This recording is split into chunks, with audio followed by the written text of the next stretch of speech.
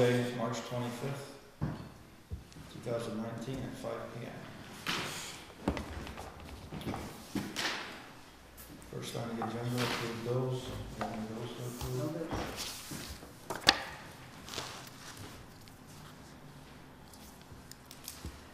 Okay, Borrego Solar System. So we have a decision. I do. The draft.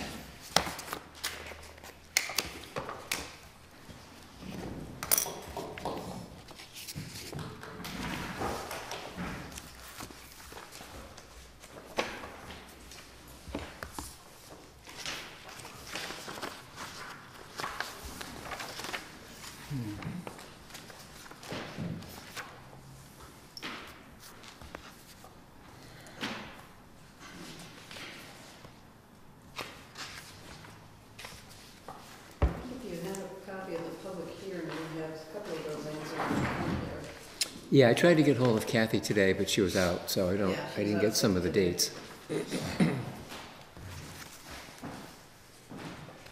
So if you know them, we can pencil them in now, or I can get a hold of her later. And What do you need? I don't know if we have a hard copy. Do you have a hard copy of the public hearing? Do you have?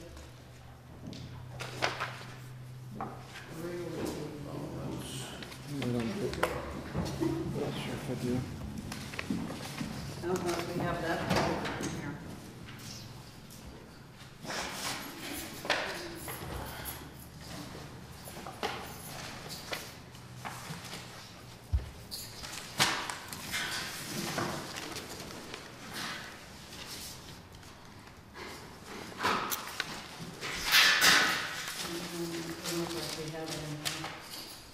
The original public hearing. Don't have it. I can get it from her tomorrow. Okay.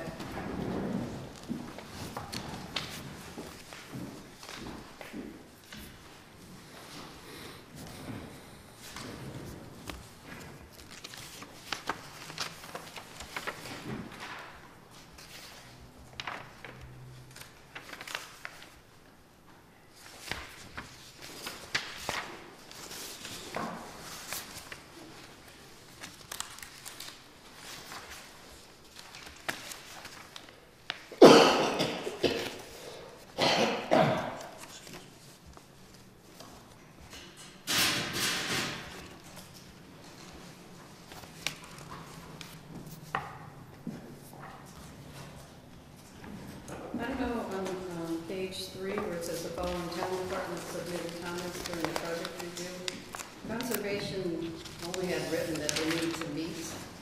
Right. So that wasn't their comment on the, Okay. so, Right. I don't know what's doing that. I can take that off.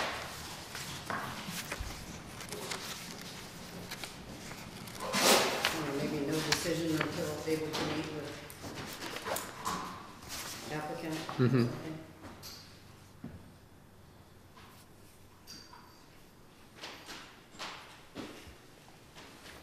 You know, I sort of did this just from the files that I had available, since I wasn't here for the actual hearings. For the beginning of this long and drawn out. Right.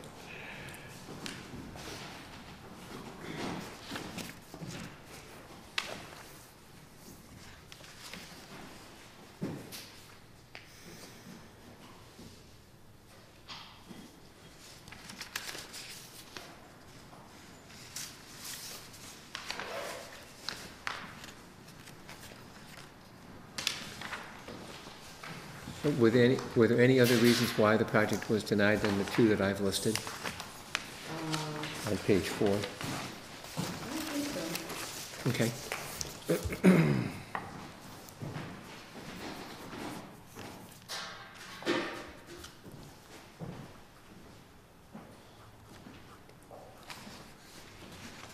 Were we waiting on the fire chief or anything? Had he submitted his final? From, That was one of the conditions. yeah, Okay. on the top of page 4. Mm-hmm.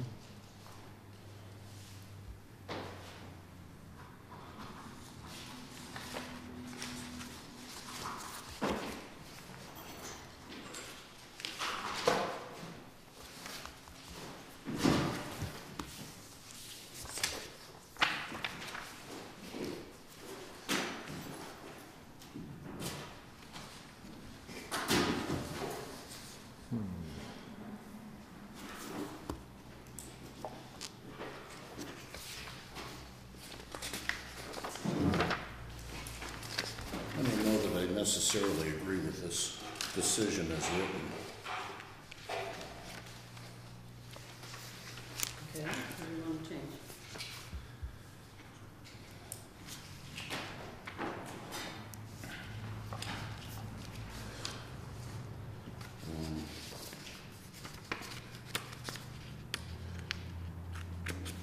We added a condition that the engineer had to review with our peer review, Ty and Bond, regarding questions 9 and 10. That was a condition.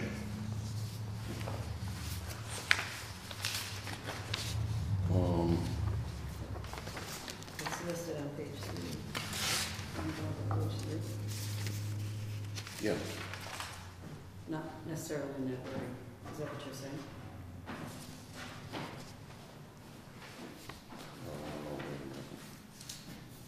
On page 3, I did note that maybe it's not worded properly, but that the applicant more adequately address issues 9 and 10 in the peer review letter dated October 17. I guess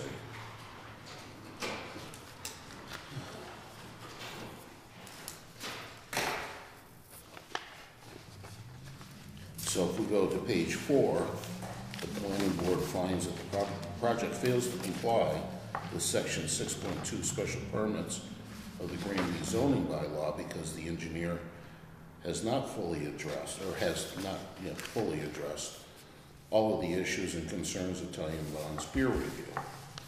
That was going to be a condition.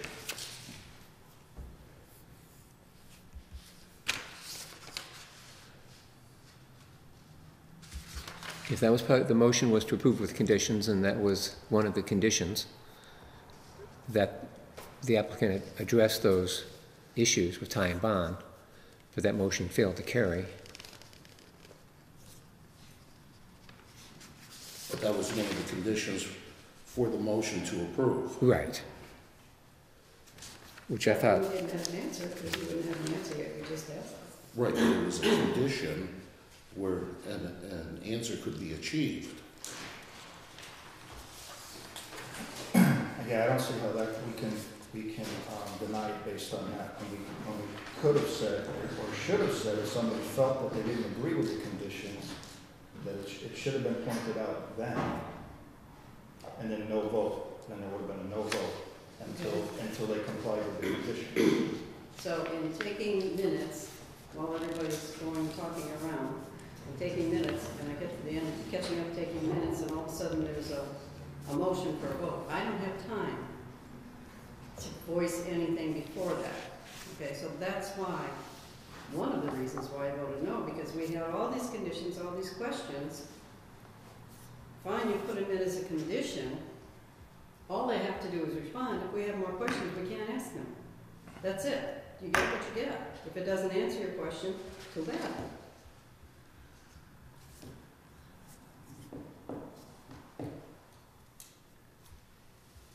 However, with all due respect, Lo, we could have postponed the vote You could. if something had been said. If something had been said by me saying, wait, no, I want to postpone the vote? Is that what you're saying? Correct. Right. Well, I didn't know to do that. You were forcing me to make a decision, and I didn't have all the information, so I denied it. It's that simple. I don't see how we were forcing anybody to make a decision. We were all on board with the conditions. Well, I don't see how it could have passed anyway with send these answers to the conditions, and we don't have time to say whether, yeah, okay, that's right, I can now understand it, or no. We don't have any choice after that. So we didn't have all the information. I didn't have all the information to make a decision.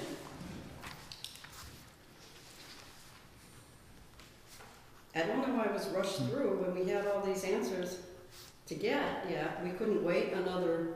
We certainly could have if you felt that way, but there was nothing brought up to say, look, I don't feel I've got enough information to put a vote. Then we could have had discussion to postpone. And not voted on it that night. Okay, well,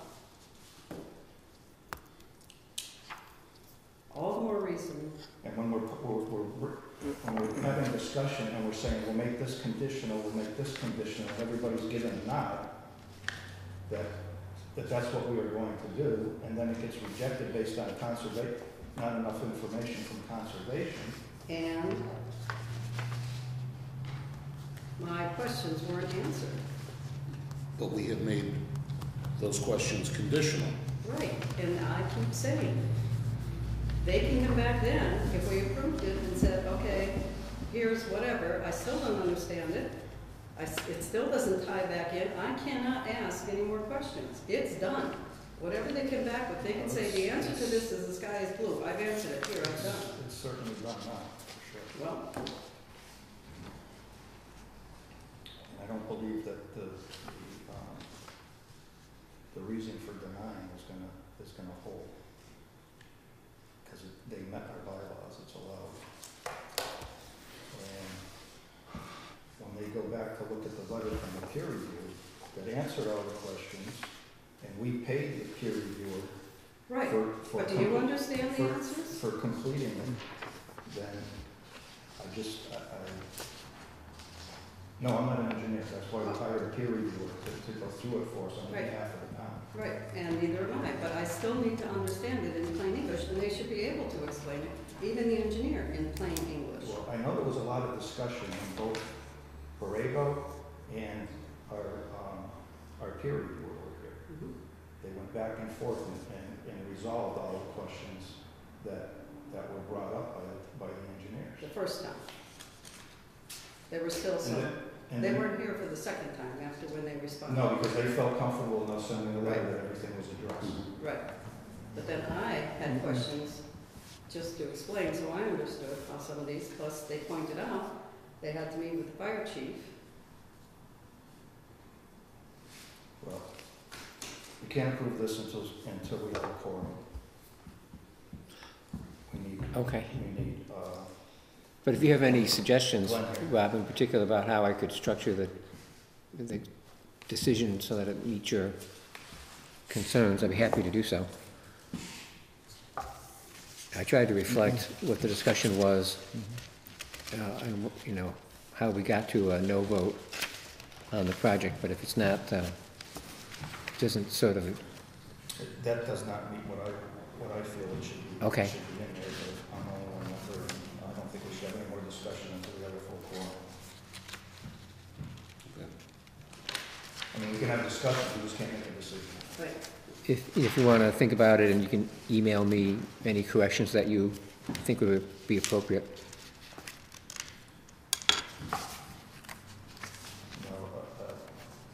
Do the open meeting laws, I just assume have the discussion here Sure. with everybody. And Okay. make a decision rather than emails going on. Okay. Okay, minutes. If we're all set with this, any more discussion on this or not? You all set Yeah, for now? for now, Did you get a full? yes. Okay.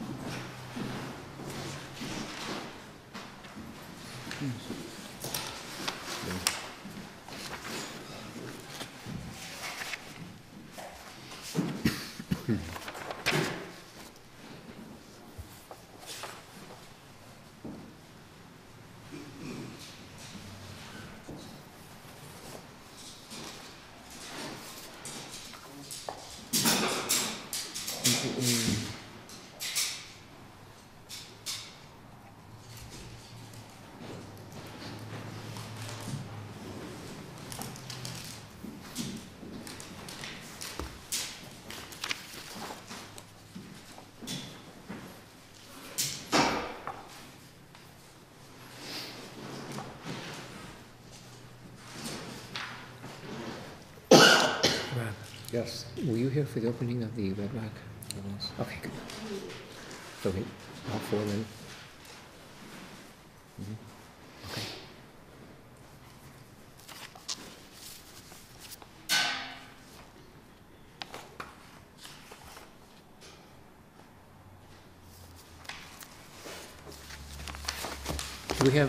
Do we have all four members present at the opening of the hearing for Red Rock? Because it's a special permit. What's that? So we can continue the hearing? Yes, we can. Okay, good. Even without the four, you're allowed to miss. Glenn could, yeah, sure, If he doesn't show up by Okay. the time the meeting opens, he can Okay. still review sure. Thank you. Yeah. My husband has the same kind of rules. Wide.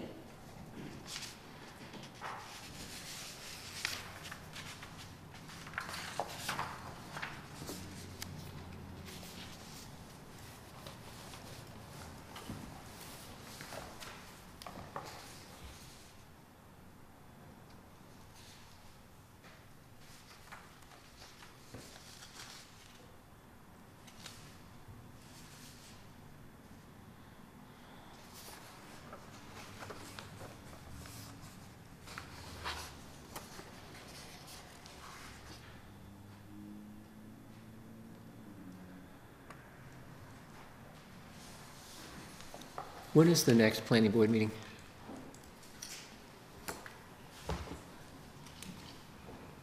Wait a second. Pardon?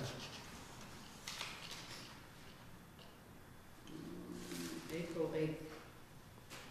I won't be here, Okay. so, do you want me to have somebody else attend on behalf of PVPC?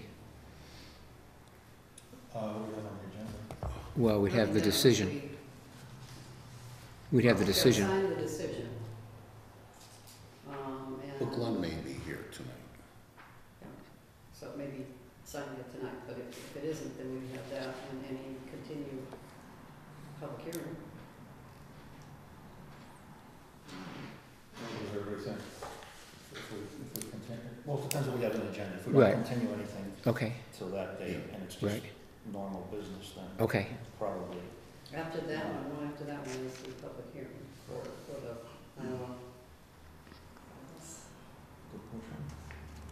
public hearing for the bylaws, bylaw changes. Oh, yes.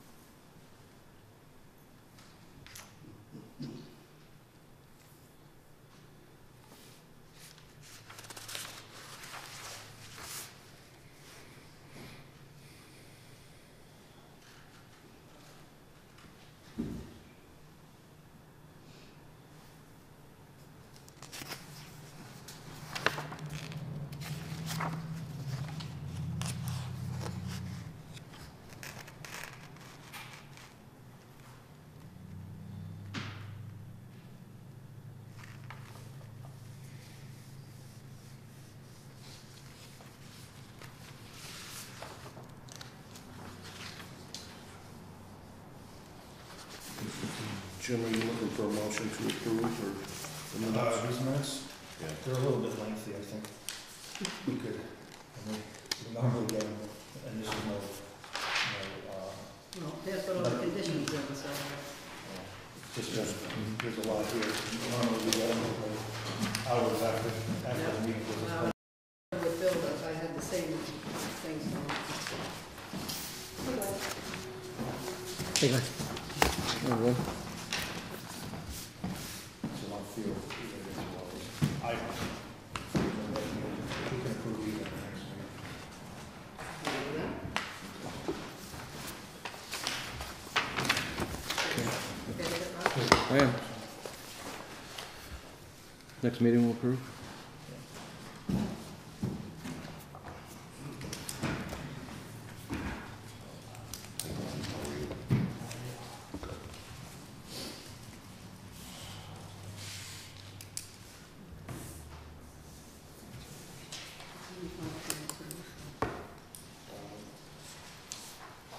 Okay, there weren't any bills to approve. We were talking about the decision for Borrego Solar. We tabled it because we didn't have a quorum to vote one way or the other on the decision. We jumped over to the minutes, and the minutes are pretty lengthy. So we said we'd approve them at the next meeting, give everybody a chance to read them and digest them before. 17 pages or something.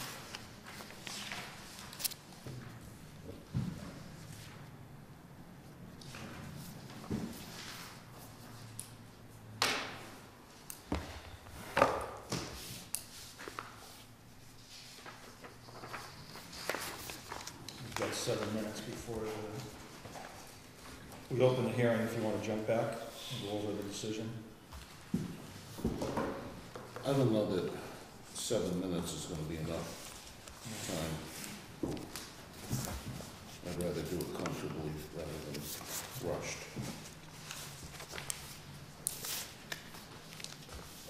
Nothing showed up for that AMR? No. Nothing. Oh, you said Kathy was out today. Well, but she got all this stuff together, so. I Oh, there was didn't see- nothing there. There was nothing in the package. What's that there? This is Dollar General. That's through a Dollar General, and that's Red Red Rock. Rock. And then the blue folder in there are the two that she asked about, Lima Street and down here, something special. They wanted to do 2 different things she asked in an email. I don't recall seeing that. She said, Yeah, we talked about the one on Lyon Street. Oh. what do you want to do? The wood shop. Is everything Mhm. complete? That one, is that really going to be a joint with the ZBA? Would have to be. They have to approve it first to allow it in a residential before we can look at a site plan. The one on Lion Street. Right. Everybody sign in, please.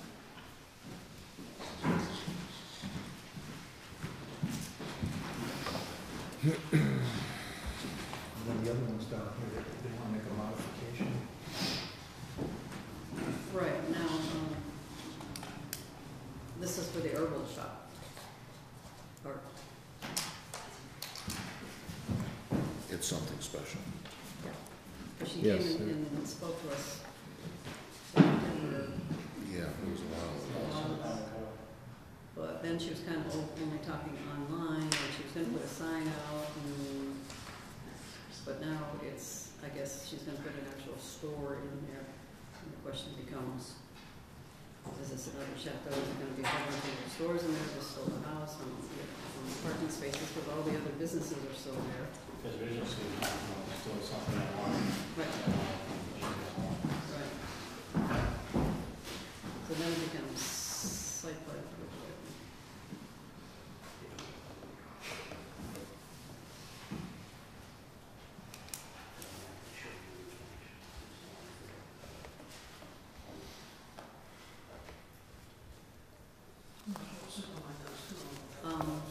Just kind of an informational, speaking of the bylaw changes, and I didn't get an answer from Chris if we could use the COA for the meeting.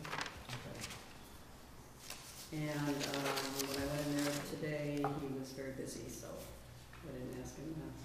And I have contacted the ZBA by email, but I haven't got a response. The new chair? Jeremy Carrier? Yeah. Carrier? Contact them For meeting with them, the two of us about bylaw changes that would make them. I think they're down to 3 people on the board now, So not that many. to just resign. Oh, Who else resigned? Uh, I know Don did. Kennedy. Okay. Who was that? Brian Kennedy. We'll put that up for them.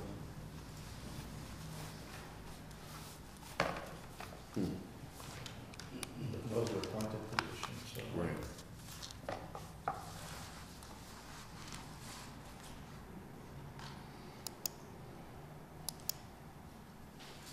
Which kind of puts them in a I believe they need a supermajority as a board. Oh, do they? Because there's so few of them. Well, actually, they have 4 members. You have Mr. Carrier, Kathy Montebronner, McMarion's an alternate. Frank's an alternate. I believe I saw that on the, Yeah. Oh, okay, I didn't know that. yeah, at least that's what the Yeah. town's website says. Oh, okay. And, cheapers, can't remember his name. Harold, Ron, Ronnie.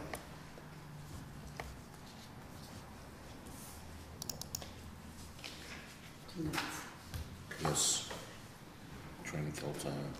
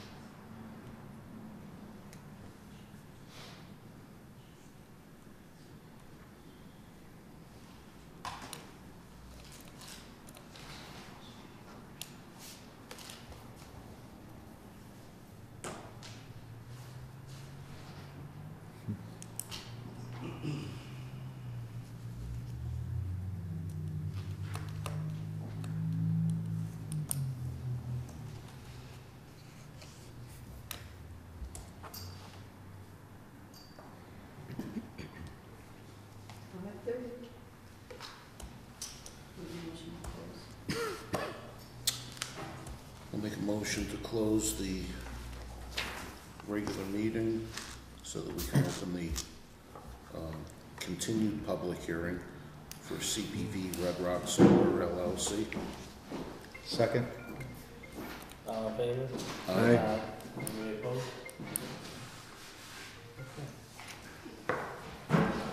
It's now 5:30, we're gonna continue the public hearing to consider the application of CPV.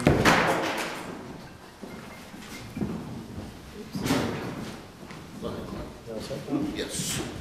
We'll start over. It's 5:30, we continue the public hearing to consider the application of CPV Red Rock Solar LLC, 3 Lion Street, Granby, Mass. 01033 for special permit and site plan approval as required in the following section of the Granby zoning bylaw. Section 3.0, Table 1, Schedule for Use Regulations. Section 5.99, large-scale grounded mounted solar photovoltaic installations. 6.2, special permits. Section 6.3, site plan approval. The applicant proposes to install. I apologize to all. Ready? Yeah, I'm good. To install a 3.0 megawatt DC large-scale ground-mounted solar photovoltaic facility on approximately 21 acres, approximately 76 acres site comprised of 4 abutting parcels east of Lion Street, assessors parcel ID 17-A-39, 17-A-40, and 17-A-41.1, which are located in the town of Granby, and parcel ID 20-4C, which is located in the town of Loveland. All 4 parcels are owned by James Rocky, JL Enterprise Priorities, 5 Lion Street, Granby, Mass. 01033. This site is located within a residential single-family RS zoning district.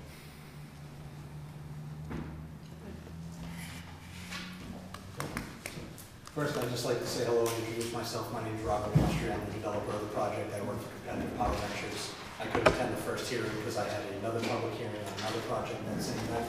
So, just wanted to introduce myself, say hello.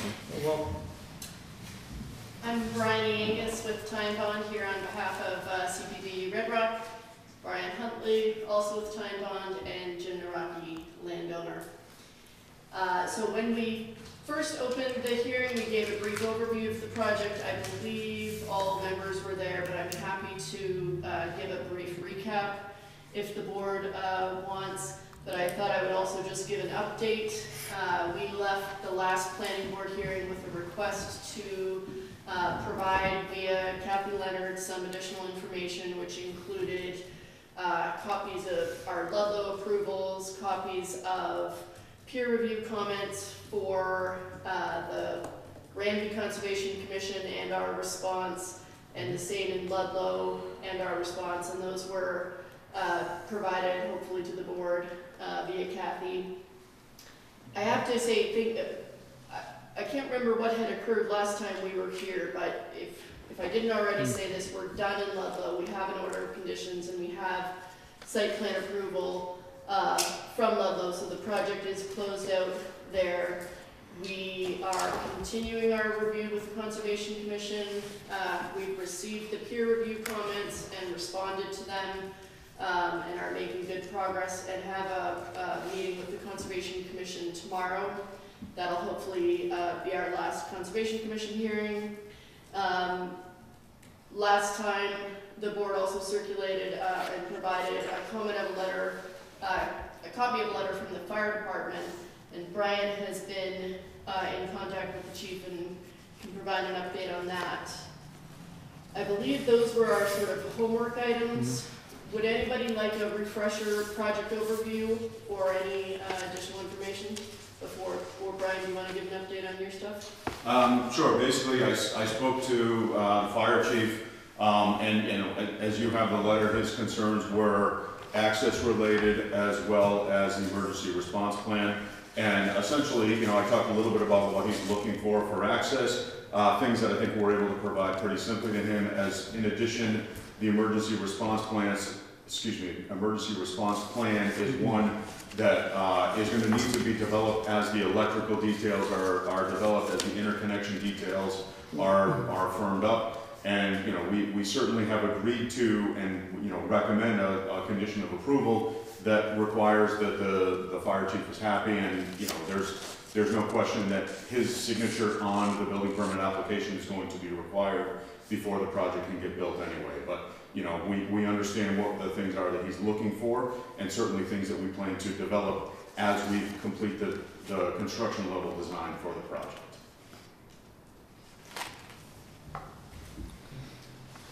So I think that's truly it in terms of an update on our front, and we're happy to answer any questions about the project or anything. Yes, sorry. For whatever reason, Cappy has the system size that is in the sort of notice for the ad is incorrect. It's the portion of the project in Granby, sorry, is only 1.61 megawatts DC. I'm not sure where that 3 is coming from. So if the board is so inclined to permit this project and that makes it into the approval language, it's 1.61 in Granby.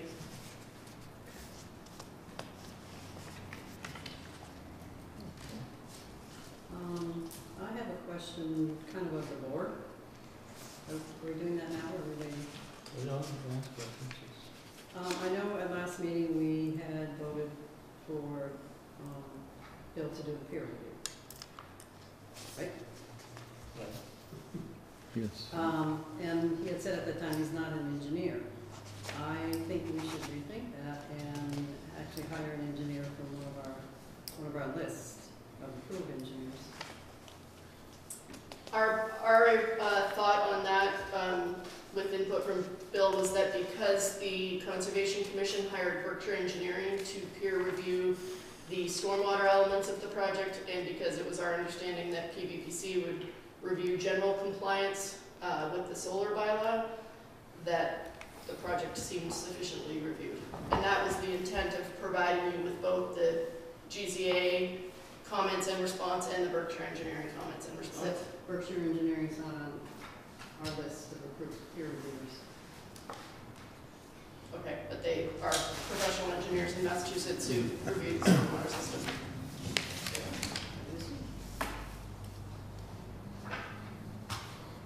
And I believe that list, there was a caveat to that, or any like That we could approve. firms. Yeah, we've used other firms Must have outside that oversight, list. Yeah, of planning board. Right. Must have the planning board approval to use any of them. That's not on here.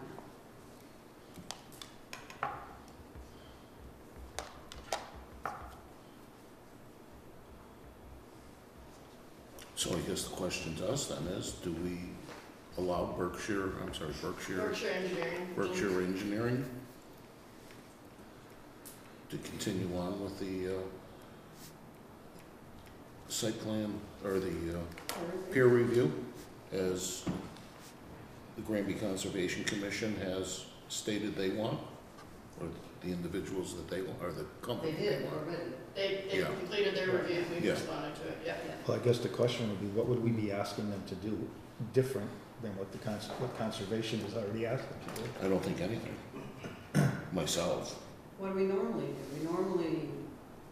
We have in the past normally required a peer review. It doesn't matter what conservation did, we did our own thing. Yeah, Just they to would be review for consistent- conformance to the zoning bylaw. Just to be consistent in applying these things to everybody. I think the overlap between conservation and planning was the review of compliance with the Massachusetts stormwater standards. So that's what has been reviewed. And then again, based on our conversation at the last hearing, we understood that PVPC was doing compliance with zoning. That's how I remember it. I didn't do that. I didn't really feel comfortable reviewing the project in that sense. In what sense? Doing a peer review of the project. From the bylaws perspective? Right. Is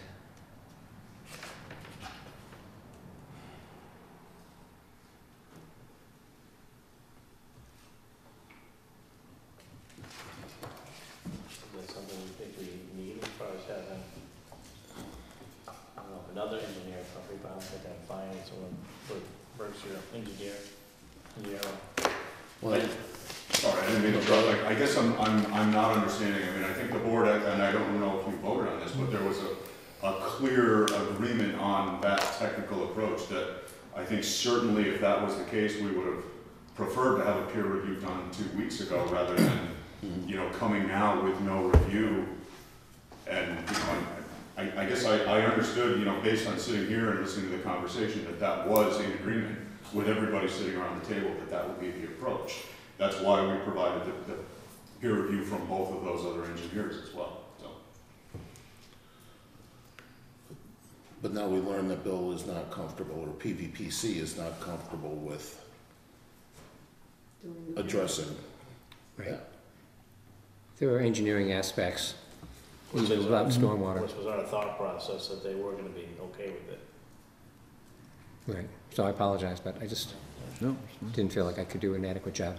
I mean, that's our technical support as well, Well, but, our support from Pioneer Valley Planning as a consultant is for reviewing bylaws, not for any engineering. right. That's why we hire or use peer reviewers. It's strictly all we've hired Pioneer Valley for, is to help facilitate the process and reviewing the bylaws and make sure that each project is in compliance. But you're telling us now that you don't feel comfortable doing that. Correct. Yeah, as someone who frequently provides peer review services to this board, that we have a clear distinction in the office between the engineers who are doing the sort of stormwater review and the demo planners like me who are doing the zoning compliance review. And there's not a lot to comply with your solar bylaw that really gets into technical engineering. I think that's why a lot of you as a planning board aren't reviewing the detailed grading design, et cetera, and I don't think that's necessarily in your purview. And where it goes into the realm of general engineering and stormwater, I would expect that's in the engineering peer review.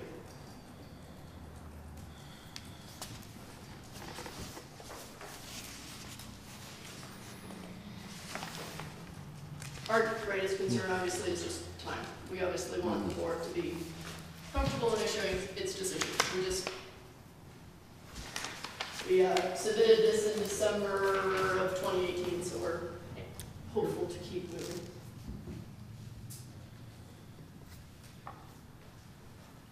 Well, my concern if Pioneer Valley doesn't feel comfortable doing it, then that's, like I said, as far as our, reviewing our bylaws, I'm sure that that's our person that checks everything for us as a board. Mhm. And why do we have a peer reviewer on others? They're doing the same thing. I'm just To- trying to apply it Yeah. evenly, same thing among all projects that we're doing. Ask some, don't ask some, where's the line drawn? This is the first time the Conservation Commission was ahead of us. And typically, when the permit or the request comes in, we say, okay, peer review, and a peer reviewer is hired, and then all the boards within the municipality gets to see what the peer reviewer has said. However, this time, Conservation took it first. Did the Borrego job have a separate peer reviewer for conservation? I don't believe so. I believe Ty and Bond Or it reviewed. didn't go to conservation. Yeah, I think that we worked No, for planning. Borrego went to Conservation, They did. No, they said they never met, they were gonna try and meet. but kept saying- they have been there, they haven't, once they went there, and then once they moved everything out of the 100-foot buffer, they were going back. You sure about that? I've seen them on agendas that we There have was, Yeah. there was some changes, right, there were changes, they made changes to it that they expanded. Right, but they didn't meet with conservation to get a decision from conservation. But I think it's because it changed, so they never got a chance to be back with conservation because of the board. So they still couldn't give us a decision. But I was going back to what Bob was saying, that it's usually, it was time bond Right. was the peer review. The way it's worked over the years on all our projects, that Pioneer Valley reviewed the applicants for bylaw, compliance to the bylaws. Peer reviews, we hire engineering firms to review engineering specifications. Okay. Otherwise, we wouldn't be hiring civil engineers to review bylaws. That's not in their purview. They do it sometimes to see on certain things if the engineering complies, but not the actual bylaws. It's not the way it works. Our bylaws are different. Bylaws are different from town to town.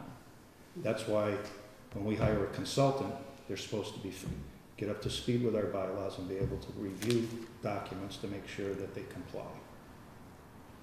Well, I guess, Larry, if you go back and look over the years, the decisions that have been made with from Pioneer Valley,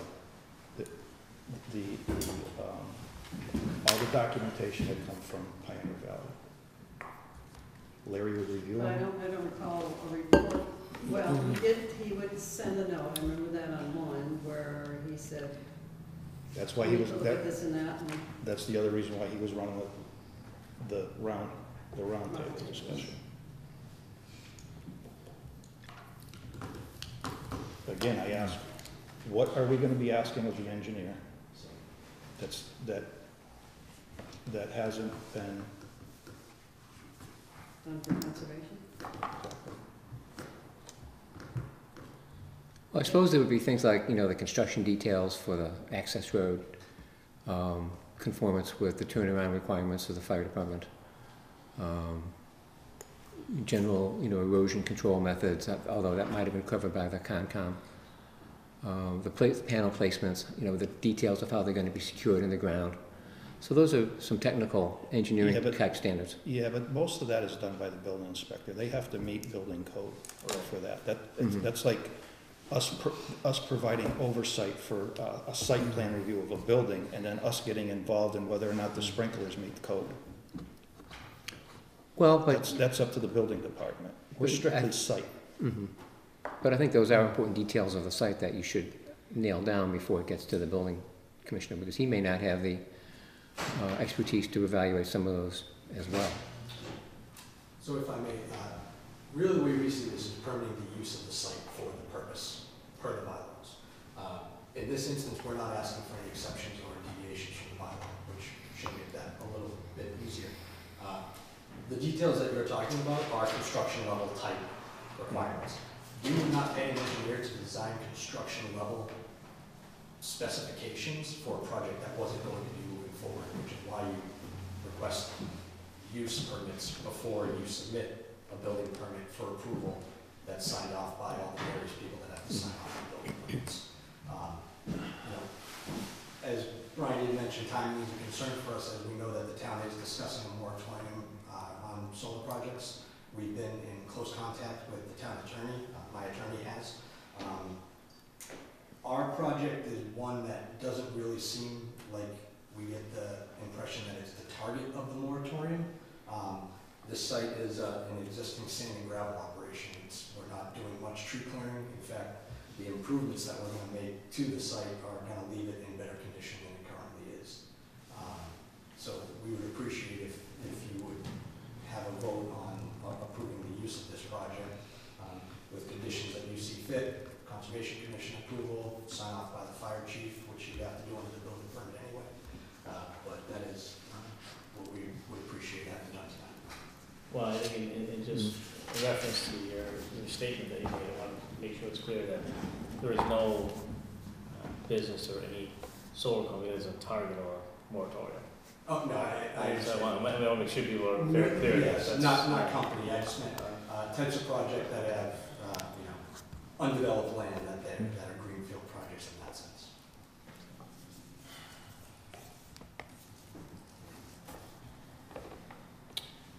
Well, I'm gonna say one thing. If the complete board is not happy with what has been presented tonight, then let's ask them for the engineering, because we're gonna end up in the same predicament we were with the last one. So if we don't have a full agreement with the majority of the quorum, supermajority, then let's not deny vote on something and deny it. And have it denied like it was, yeah. Well, I think, I just meant, types of project that have, undeveloped land that are greenfield projects in that sense. Okay. But again, I guess I'm wondering, again, with the engineering, what is it, there's no really benefit to this board to have them. Not every project requires a peer Right. review of engineering. It depends on the complexity of it. This is a pretty straightforward project. There's conservations, it's already been before conservation. So their biggest concern is pollutants and stormwater runoff, which is our main concern. But if there's other board members that take issue with this, then air it out now, I ask you. Have you done a decommissioning plan? We do have decommissioning. Was that reviewed by anybody? That's submitted with our current application. Do we know whether that's been approved by somebody?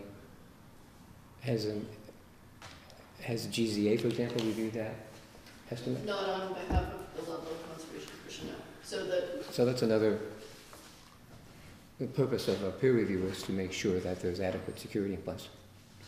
As far as Decommissioning. A decommissioning plan?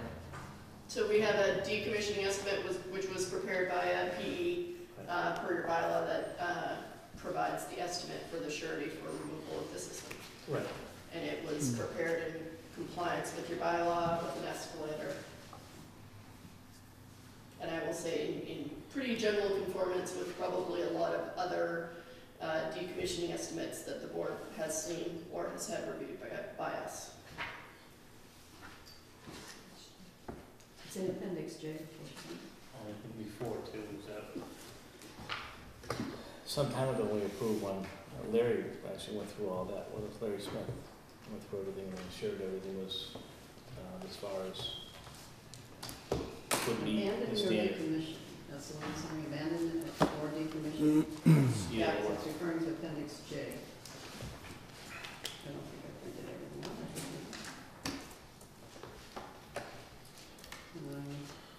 I got a little too big to print out.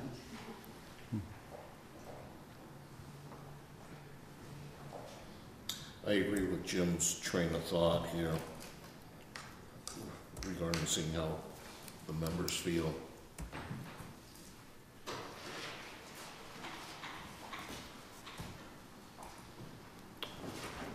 What would be the, if we asked for a peer review, that be a week, 2 weeks, 3 weeks? Depends on Past history. Depends on who you use and their availability, you know.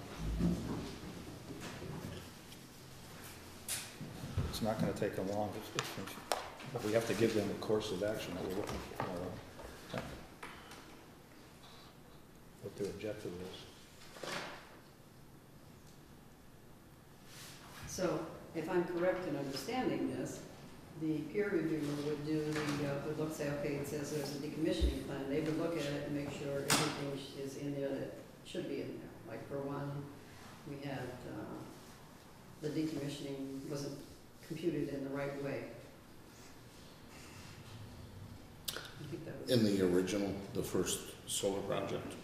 Yeah, I think that was under Dickinson's. No. That's not, I don't know, if that's something you would do, Bill, if you would catch that, or the decommissioning is not. Well, I mean, an engineer would have a handle on the actual cost to provide that kind of activity. I do think that's part of why you request that it be prepared by a PE, is to give that sort of level of formality and, you know, you've got a PE attesting to the assumptions and estimates that are in the decommissioning estimate. And what you're looking at is just for the Granby portion of the system. There's a separate surety that will be established by Ludlow using the same methodology, but it's a bigger system. So if we, as a board decided to go with the same peer reviewer that conservation used, that should cut down time for it to get done, I would assume. I'm not sure of Berkshire Engineering's capabilities to review this part of a solar project, but it may, in theory, cut down time. They've seemed to focus on wetlands and stormwater. How about GZA? GZA is a big firm just like us, so the folks working for the Conservation Commission were wetland stormwater folks, I presume. Actually, no, now that I say that, I know they have also done land use permitting for solar projects as well. And they've already seen the whole project. Correct. I don't, You are said they, the yellow, the Ludlow side. the Ludlow side, yeah.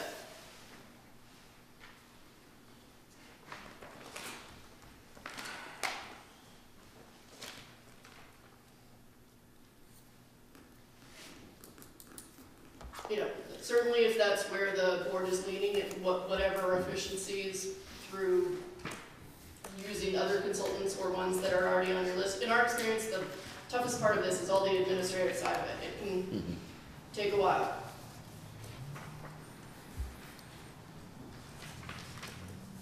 Is it conceivable to think that since you've already worked with GZA for the Ludlow side, that it may be something that could happen relatively quickly on the Granby side to make sure that it conforms to the Granby bylaws?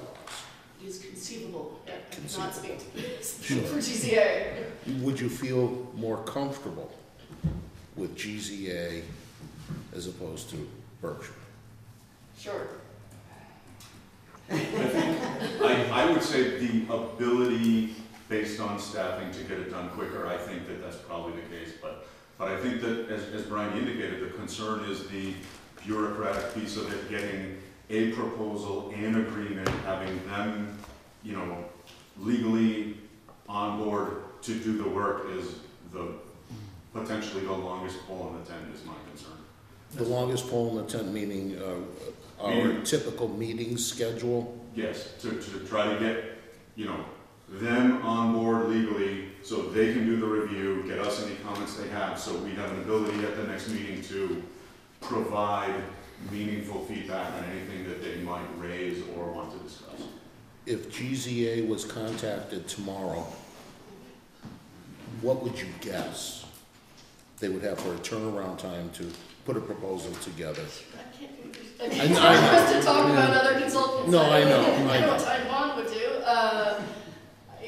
It's hard to tell. I can't speak to their availability of civil staff in Western Mass. We can certainly look out, but I guess the point is it does seem it seems a bit of a stretch that before your next meeting, the town would have contracted with GZA, they would have provided comments, we would have responded to the board's satisfaction. So I think that's our concern, and it feels like this is a 4-week leap, and I just wish we had been here 2 weeks ago. Where I was going with that question, or leading up to with that question was, myself as a board member, I have no problem meeting in 3 days to accommodate the process. And I think the 3 days is the minimum allowable time for posting a meeting. I can only speak for myself, not the other board members.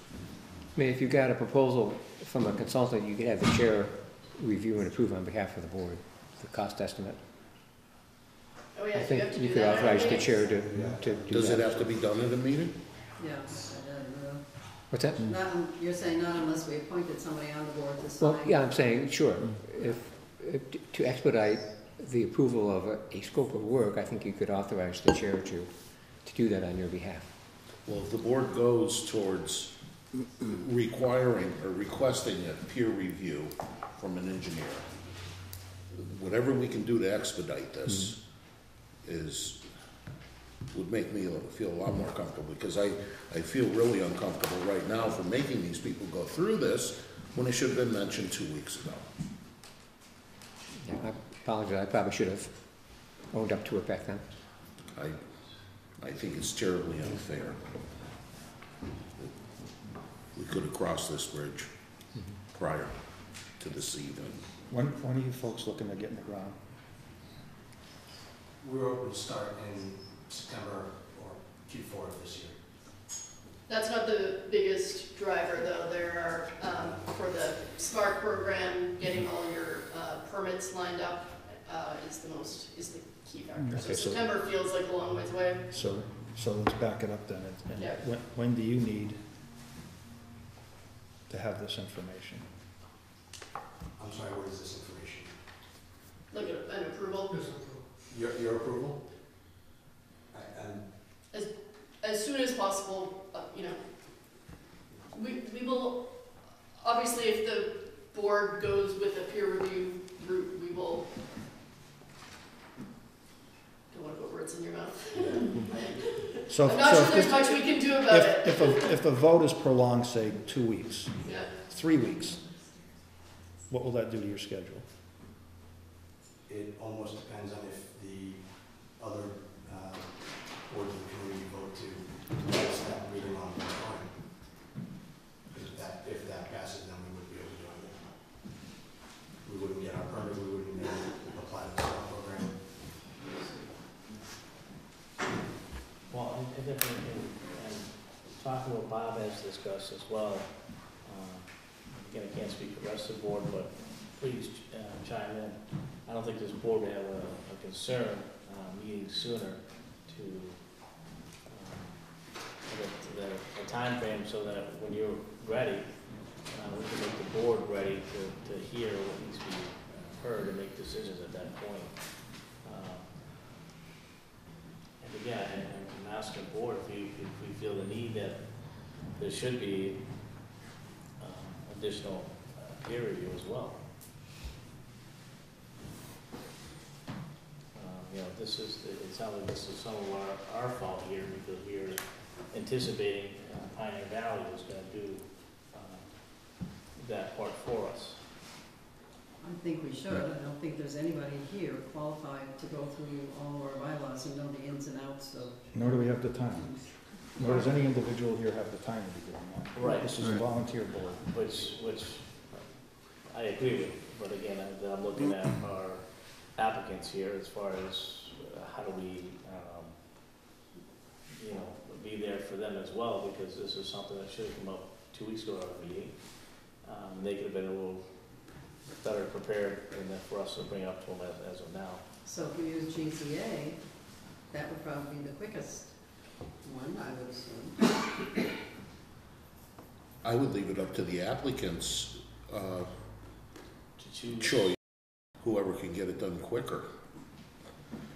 Can I ask, I guess, and this is, you know, maybe an inappropriate question to the board, but are there specific concerns that you have for peer review? And if it truly comes down to the decommissioning estimate, is it possible that the board would consider approval conditional on a review and concurrence by a third-party engineer for the amount of that decommissioning estimate?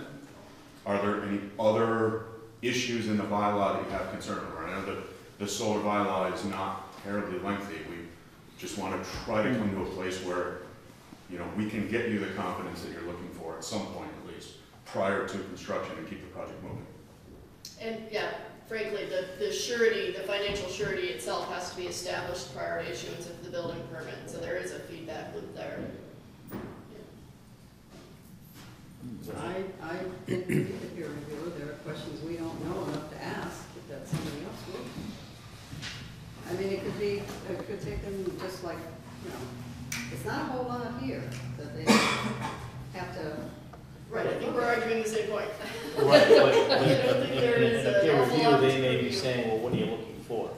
They can go through it just like time bond, they're a peer review, and say, everything looks fine.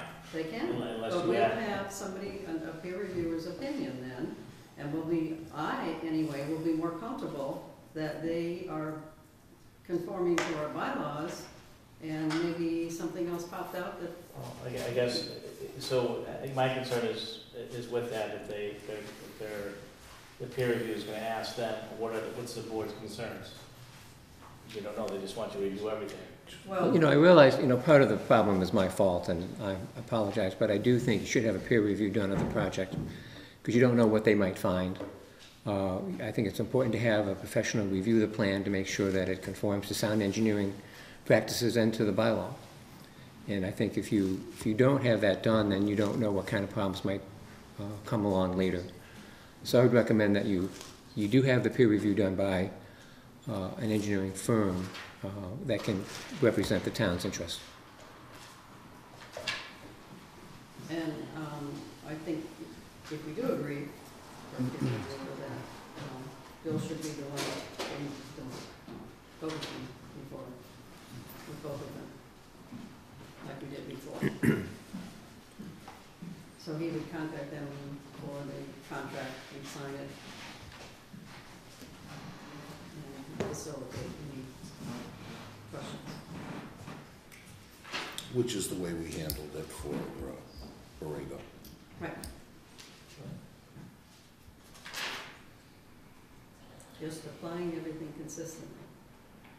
No, and we truly are sensitive to that. I'm reading your solar bylaw again. There aren't even design or performance standards in here. There are design standards related to lighting, signage, utility connections, etc. There truly isn't much in here from an engineering peer review standpoint, aside from, the decommissioning estimate is the one technical piece of this. So it should have taken that long to get through it. Or we've suggested a mechanism for review as a condition.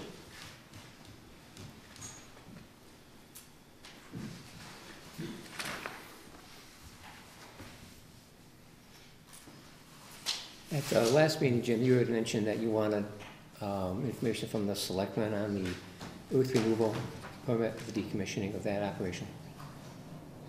Have you heard anything from the selectmen on that? No.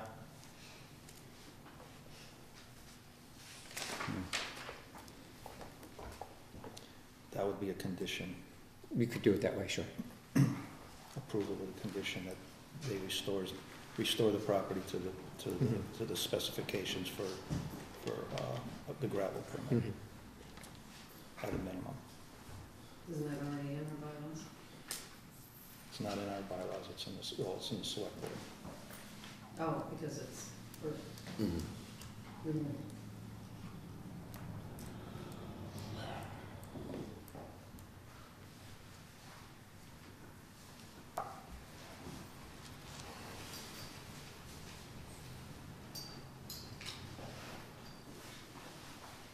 What do you think, Rob? Based on Bill's recommendation, I'd like to see a peer review.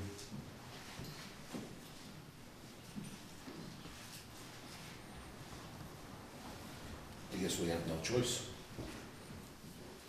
In that, for approval, we need a supermajority, and if we have two or more dissatisfied board members, we jeopardize the possibility of an approval for the project.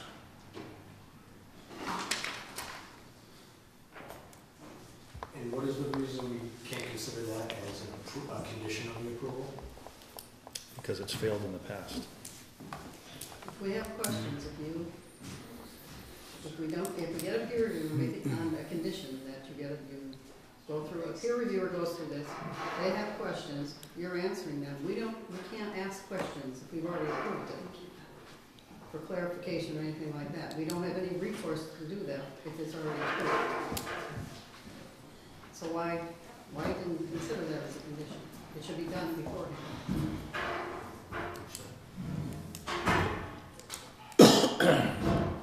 And so you're recommending that we coordinate through Bill?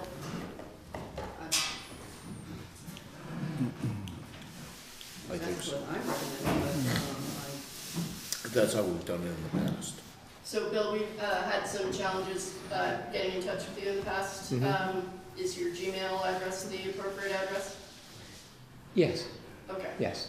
And we can be assured of an efficient process from the board? Yes. I will do everything I can. Yeah. Anybody else want to answer that question? I agree with you, Bob. I'm reviewing our bylaws right now on solar. Because I'm just reading some of the things, and when it just talks about decommissioning, it doesn't state a lot of information where So the biggest thing I can see where this would come into play is as far as the cost. But in no event should it exceed more than 125% of the cost of removal in compliance with additional requirements set forth herein. So, and again, you know, if this is the way the board wants to move forward with, I can understand that, but just, you know, going through our bylaws here, Well, personally speaking, I don't think we have any other choices aboard, since we have at least 2 members that are requesting a peer review. well, I'd also like a commitment from the board that we will, as a board, act accordingly as far as make this a priority. Absolutely. Because again, this is 2 weeks later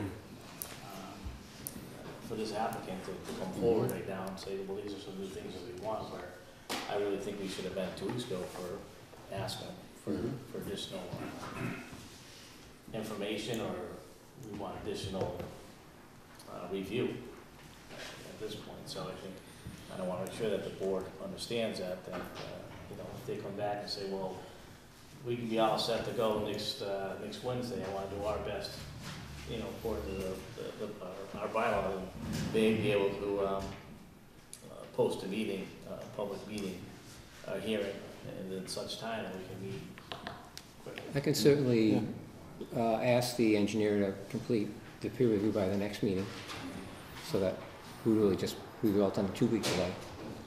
Yeah, I don't think they want to go 2 weeks. That's just it. I think there's concerns with the As time soon as frame. possible. So that becomes a month for them, going back 2 weeks. So Yeah. what I'm saying is, so if they come back and we say, we're fine with this particular peer review, and they contact them and say, yeah, we can have that done for you in 5 days. So they can let us know, well, they tell us done in 5 days, can we look at having a hearing date on such and such day? I want them, you know, I want the board to be, you know, act where we can to. Well, it's also getting the peer review done and getting their response for the peer review, because we can't make a decision with just the peer reviewers. No, I understand that, but I think when they're ready to go, I want the board to be ready to go at that point. Because I really don't think it's fair to the applicant at this point. We can meet, You know, Mhm. we've met at odd times before. And so to be clear, are you suggesting we should use either GZA or Berkshire Engineering? It's your choice. You can either pick from the list.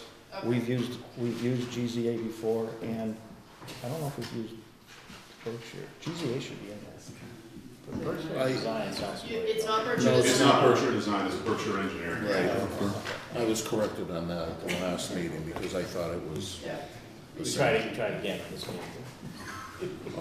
So GZA is not on this list, but we're hearing that it's acceptable Yes, for the board.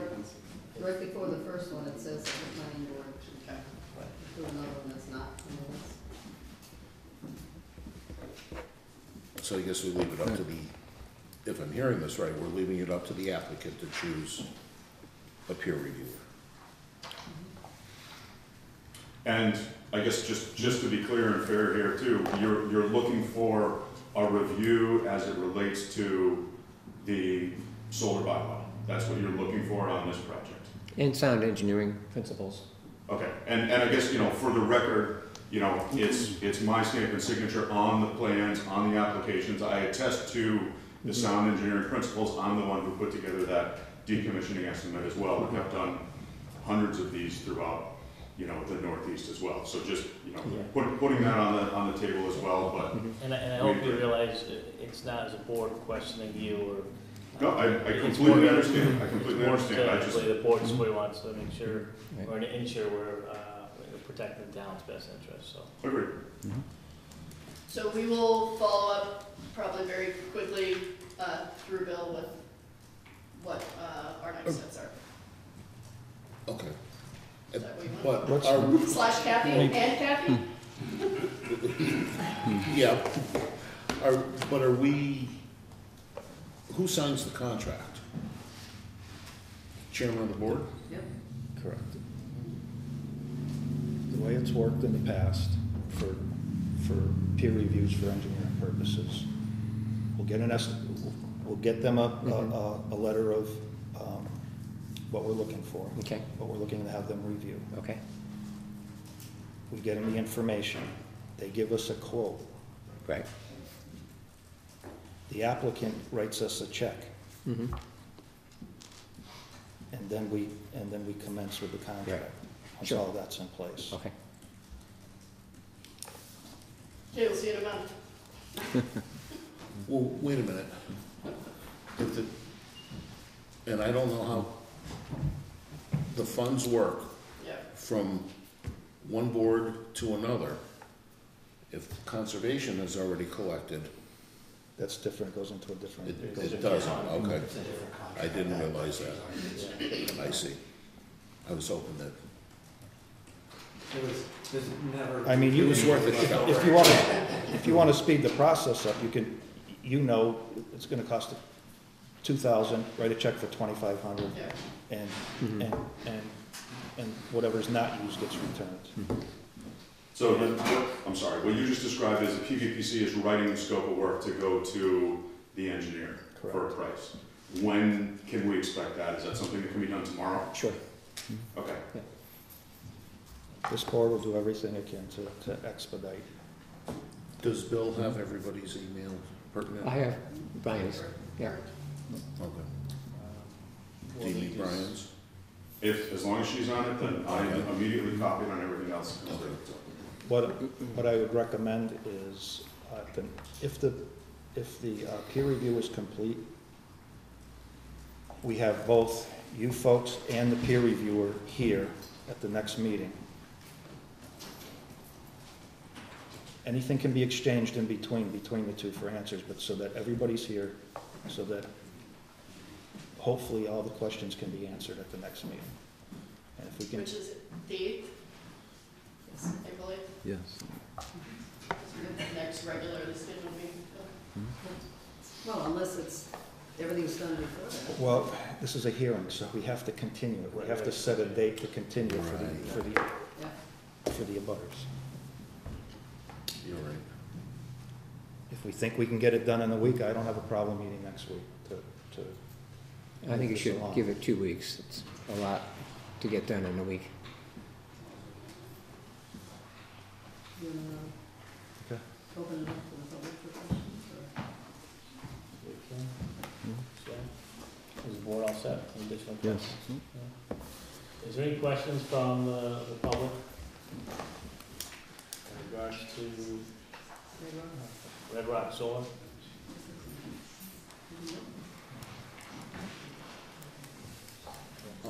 I'll make a motion to continue Red Rock Solar, public hearing to Monday, April 8th at 5:30. Second. Hang on, why don't we do it 5:45? We've been starting our meetings, our regular time is 5:30, we've been starting a little bit earlier. 5:45, and then 5:30. You're having a hard time getting out of work and getting here. Okay. That's fair. Yep. 5:45? April 8th, 5:45. Okay. Second. All in favor? Aye. Anybody opposed? Thank you. Thank you. Okay, thank you. So, we're going to say an order,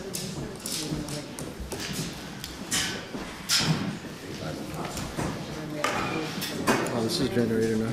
Big crowd, this one. What do you want to do, the A and R? Yeah, Or what- the-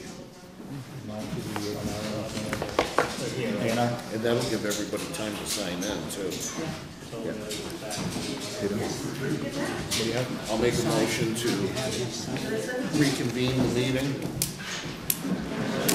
So What's up? Second. Reconvene our regular scheduled meeting. All in favor? Aye. Anybody opposed? Everybody in the audience, if you'd be so kind as to sign in on the sign-in sheet, please.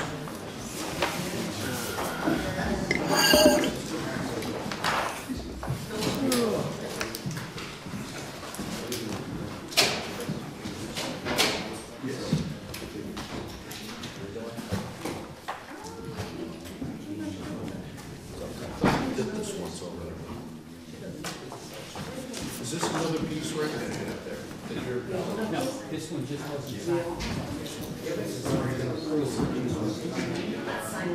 Oh, this was, that's what it was, there weren't enough copies. I didn't know when the meeting was going to take place. Can you just give us a, give me a, Was it supposed to be that was shown on the plan? those are different. Just tell me what you're doing. This one right here. You're cutting this up?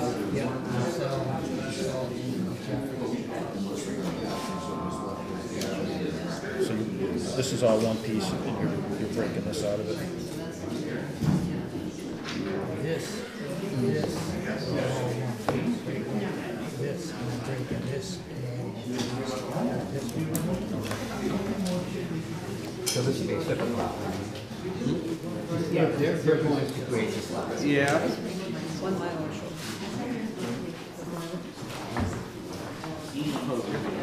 Was this how far back?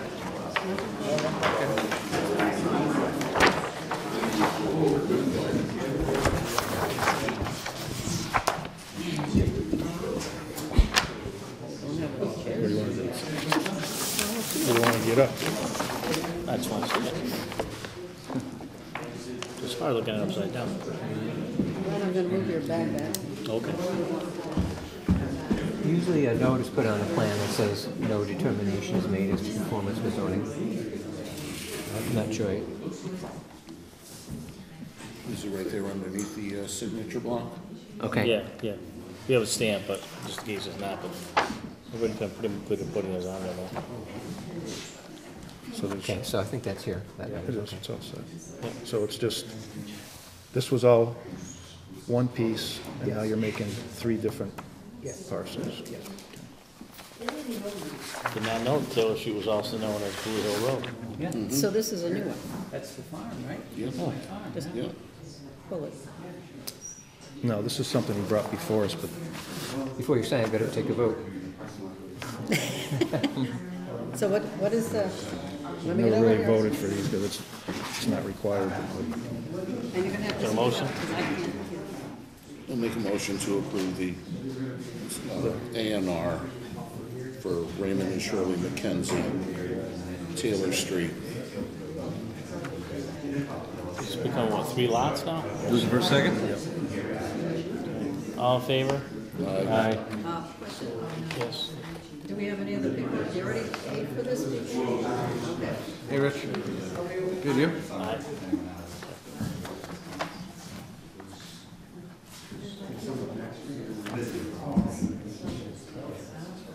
Today, 25th. 26. Who's second? Rob. Rob did.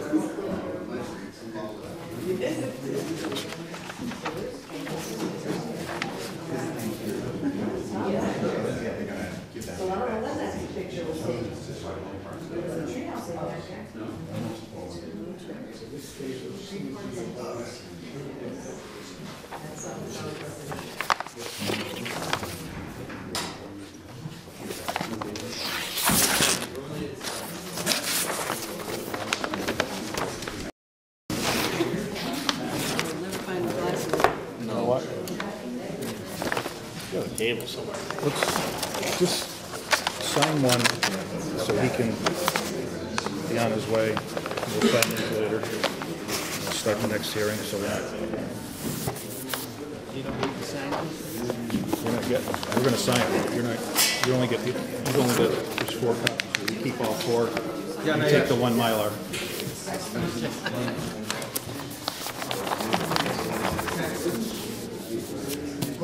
Yeah, I'll just get one. Yes.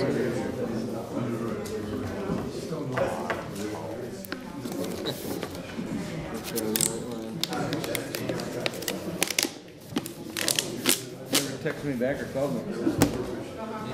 Oh, I was sick. So we're I just got home sending Friday Ray out from work. on Mylar? I didn't get out of bed till Sunday afternoon. It was awful. I never, I Good, you already packed those. can't remember the last time I was that sick. It was awful. All right, I'll take your break. Not so sure about Yeah. the neighbor.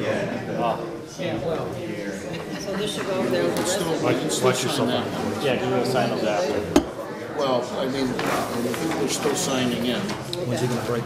You want to sign? People are still signing I don't there, think so we we want have to sign to this break one. ground. Buying a apartment. Eddie?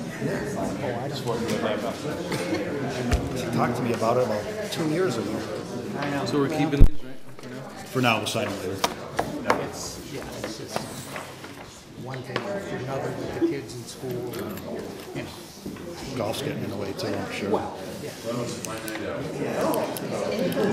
That's priority. It is for me.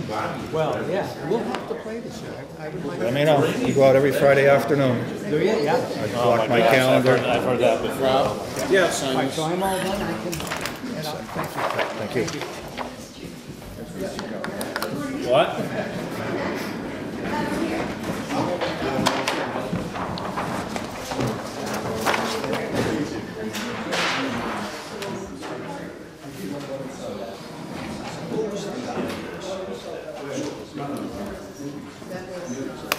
Where's this going?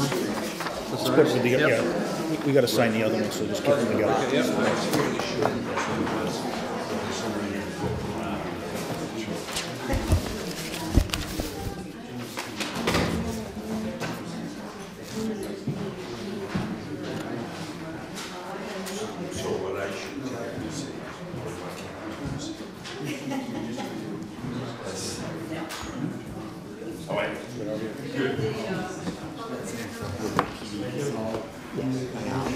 Gentleman we work with who used to be the same, just can't come in.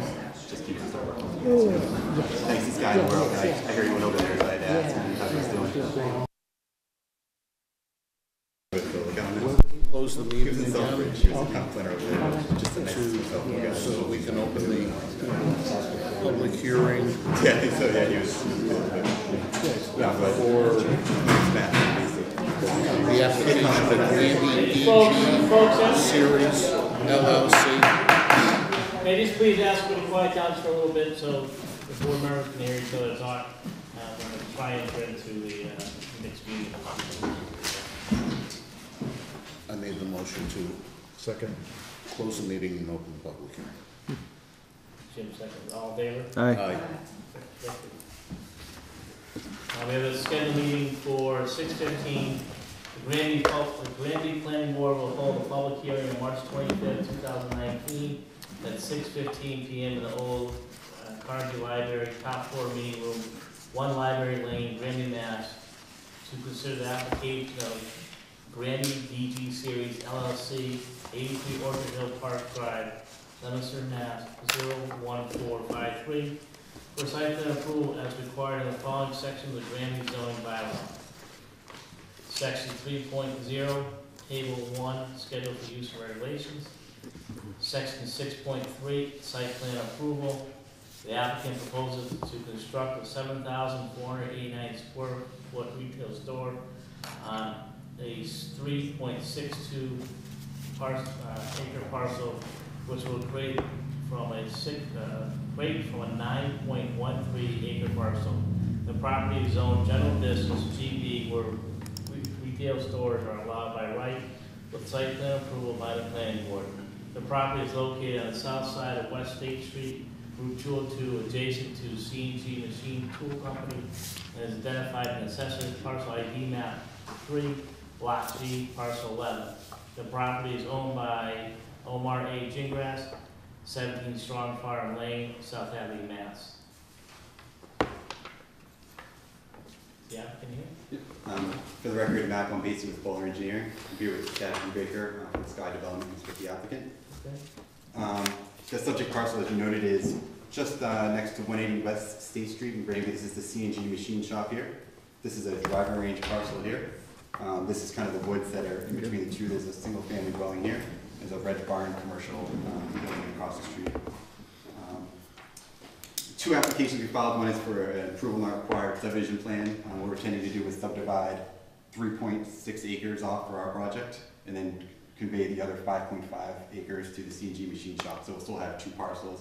Right now the C&G machine shop is just this parcel here. So we're going to convey that over to them and utilize this parcel right here. We submitted a Mylar plan for that, and it kind of goes hand in hand with this, but we've also submitted for a site plan review application for a 7,489 square foot retail building. The building is proposed to be served by 38 parking spaces. We'll have a private septic system in the rear. We've worked with Dick Bombardier for the soil testing. We have to go over and do a little bit more testing with him, but he's seen the dirt up there and he's comfortable with everything. We laid the building out in consideration of the site plan regulations. They suggest that parking on the side and the rear is recommended for aesthetics. So we laid the building here with the parking on the side, and then what we need for delivery and maneuvering in the rear. We provided interior landscaping for the parking regulations of the zoning code. For stormwater, we're proposed to be served by 2 large basins in the front here, about 5,000 cubic feet of storage, all designed in accordance with the Mass DEP Stormwater Handbook. We're going to provide interior landscaping, a 6-foot high with screen fence along the side here. This is the residential abutting property here. Just to get a sense of the scale of the development, this is the lot for the existing single-family dwelling. This is their yard back here. The building comes to about here, and the parking just a little further back from there.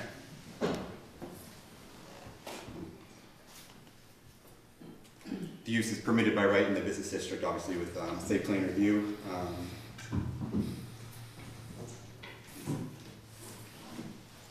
There are some regulations in the site plan review that we kind of considered going into it. In particular, architecture was a big portion of that. I'm only going to put this out for a second just so it doesn't make anybody sick, but this is kind of the typical building that these types of facilities have. There was quite a bit of language in the bylaw. We tried to meet that and exceed that to the extent practical, essentially providing peak roofs, clapboard siding, window features,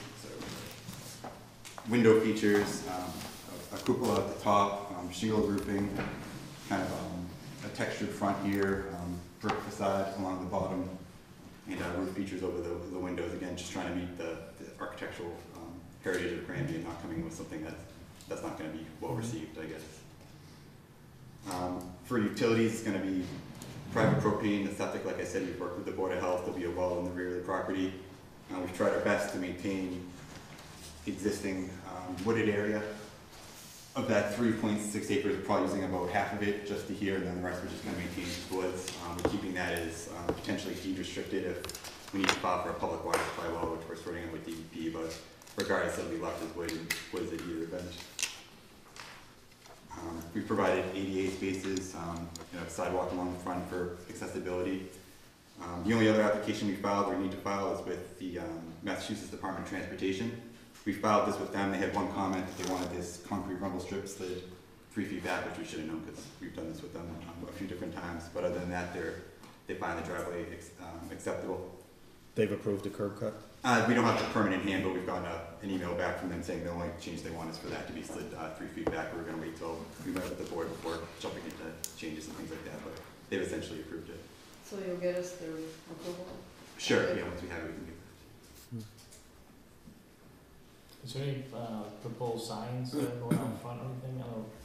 Yes. So the Sky Development's going to own the parcel. They'll find a tenant for the building. Typically, the signage is permitted by the tenant. I know the sign bylaw treating Granby, it's very stringent. So pretty much any type of ground sign or building sign that's greater than, I think, 9 inches tall has to come in front of the planning board. So we're hoping to, as part of this process, just to get the site plan approved, knowing that if the tenant wants to come back and propose signage, they'll have to come back and get special. So signage is not part of this? Correct, yeah. Okay.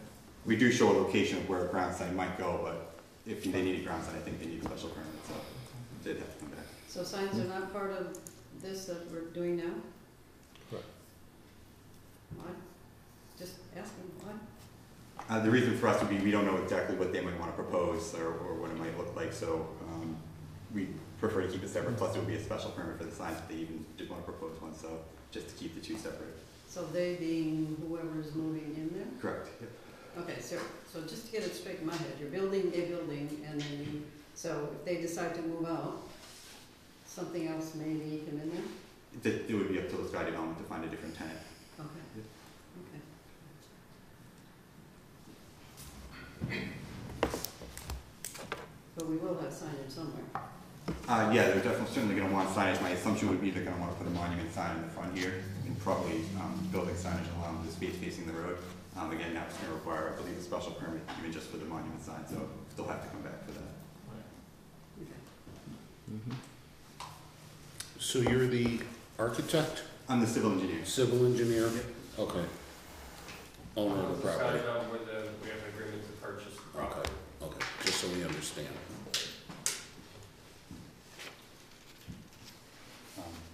I'm happy to get into any more detail if anything specifically you don't want to bore everybody either. So the building is facing the machine shop. Correct, yeah, the building, the entry to the building is gonna be facing the machine shop just to get that sideways orientation, to get the parking on the side and in the rear. And just to get the spaces closest to the entry. What was the reason for that? For locating the building this way. Yeah. Was basically for the site plan regulations suggest parking on the side and the rear. So the reason being that we want to put the entry here so that the entrance is facing all the parking spaces, so it's most accessible. We've also done developments, or more, the majority of our developments are with the building facing the road and parking in the front, but just seeing that the site plan regulations strongly discourage that or prohibit it, I'm coming with that.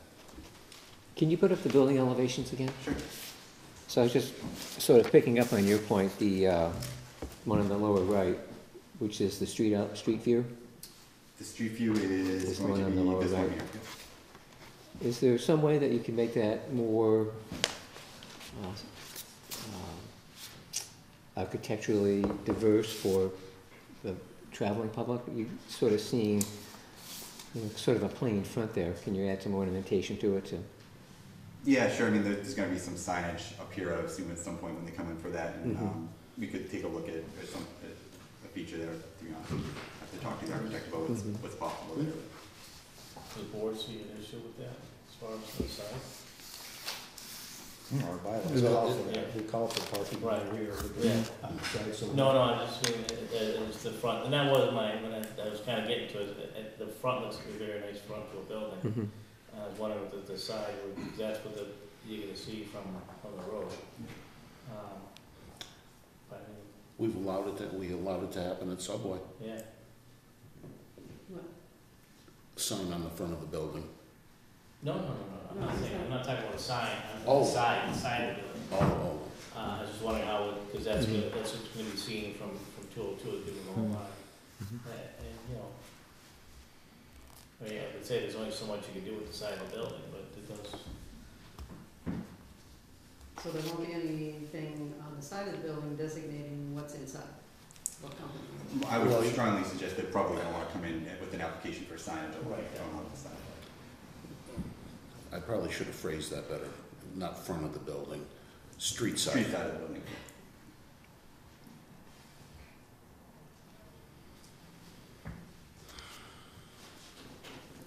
Dumpster. Yeah. So the a flat concrete pad here for loading and kind of maintenance, and the dumpster pad will be a 12 by 18 screened in box back there, basically fully screened by stockade fencing on the rear. We've also proposed some arborvitae plantings along the sides there just to screen it a little bit more. And screening with the neighbor? We've proposed a 6-foot high wood fence just all the way along here, just to provide that screen here. We looked at a few different orientations in considering them, and we decided was keeping the parking lot and all this stuff away from them. There's no lighting on this side of the building, basically just the facade of the building. So if we put a screen fence along here, just to... Which is pretty close to the building itself, right? Yeah, as close as we could get it. So people wouldn't drive down that side? Is that close? Along this side? Yeah. No, absolutely not. The bylaw says, where side or rear yard is adjacent to a residential area, such yard shall be a minimum of 50-foot setback. Yep, and that's... So I guess to the board, that property to the right there is a residence. So do you want a 50-foot setback adjacent to that residence?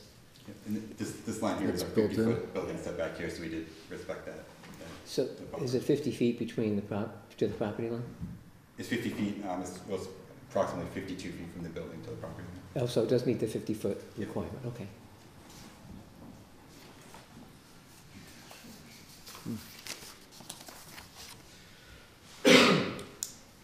I noticed, What type of, I'm sorry, Yeah. so what type of fence do you say you're putting up, a wood fence? Or? A 6-foot wood fence, yes.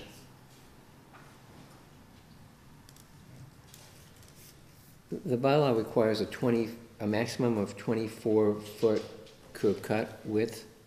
Yep, and we did that, coming through here, we proposed a 6-foot Divider. wide divider here, and then the radii that Mass DOT requires. It's not in our jurisdiction, it's a state highway. I realize that, but, you know, if you ask DOT to include that, they might, but if you already comply, then that's, Yep, yeah, we throttled it down to 24 feet through the entire development, just trying to meet that. Mhm. Good. I guess, concerned with the, like tractor trailers, stuff that's coming to deliver. Yep. Because there's plenty of space there for that. Yeah, that's this design of this and this kind of turnaround area there is based on, and it's once a week, a truck show and coming for delivery facility. So you must have an idea what's going in there then. We do have some ideas of So certain tenants. what are the hours of operation? 8 AM to 10 PM, 7 days a week. 7 days a week? Yep. And typically lighting gets turned off a half hour after close and they'll leave, to find the security, smaller Walmart light on each side, just the security lighting. Parking lot lights? They're here, there's one here, and then building mounted, but they'll be turned off a half hour after close and then on all night. So none outside basically at all, except for those two? The 2 security lights, yeah. Can you just one of the security ones? Typically there's one on the front and one on the side. Where did you say the light? Folks, I'll open up to public shortly, okay? Thank you. there's a provision of the bylaw that requires a landscaped buffer strip at least 15 feet wide. I noticed you had a 5-foot strip called out in the front. Along here? Yes. Yeah, we do provide a 15-foot wide landscape strip, but I guess I assumed I thought it was 5 feet, but we can double check that provision. Okay, it does say 15 under 5.33.1. I'll check that. But if it is 15, we provide 15 and then some.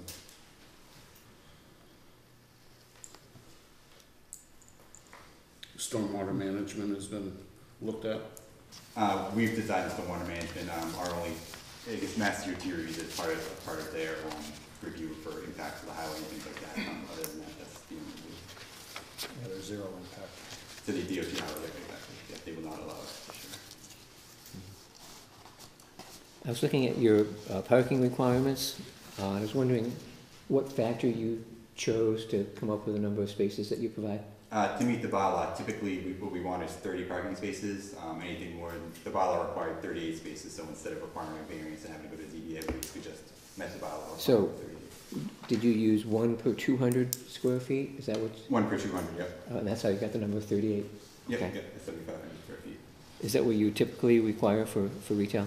Typically, but when the peer reviewer goes over it and knows what the business Mm-hmm.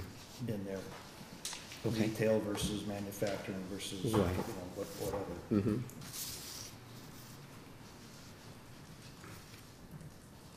They'll determine what's gonna be required for the use based on square footage, use, Mhm. handicap, fire lane, so on and so forth. Right. So, Is there any additional questions from the board this time? not for me at this No. time. All right, this time we'll open up to the public, and I'll ask that you raise your hand and we'll call on you. And just, before you speak, just state your name, please, And and address.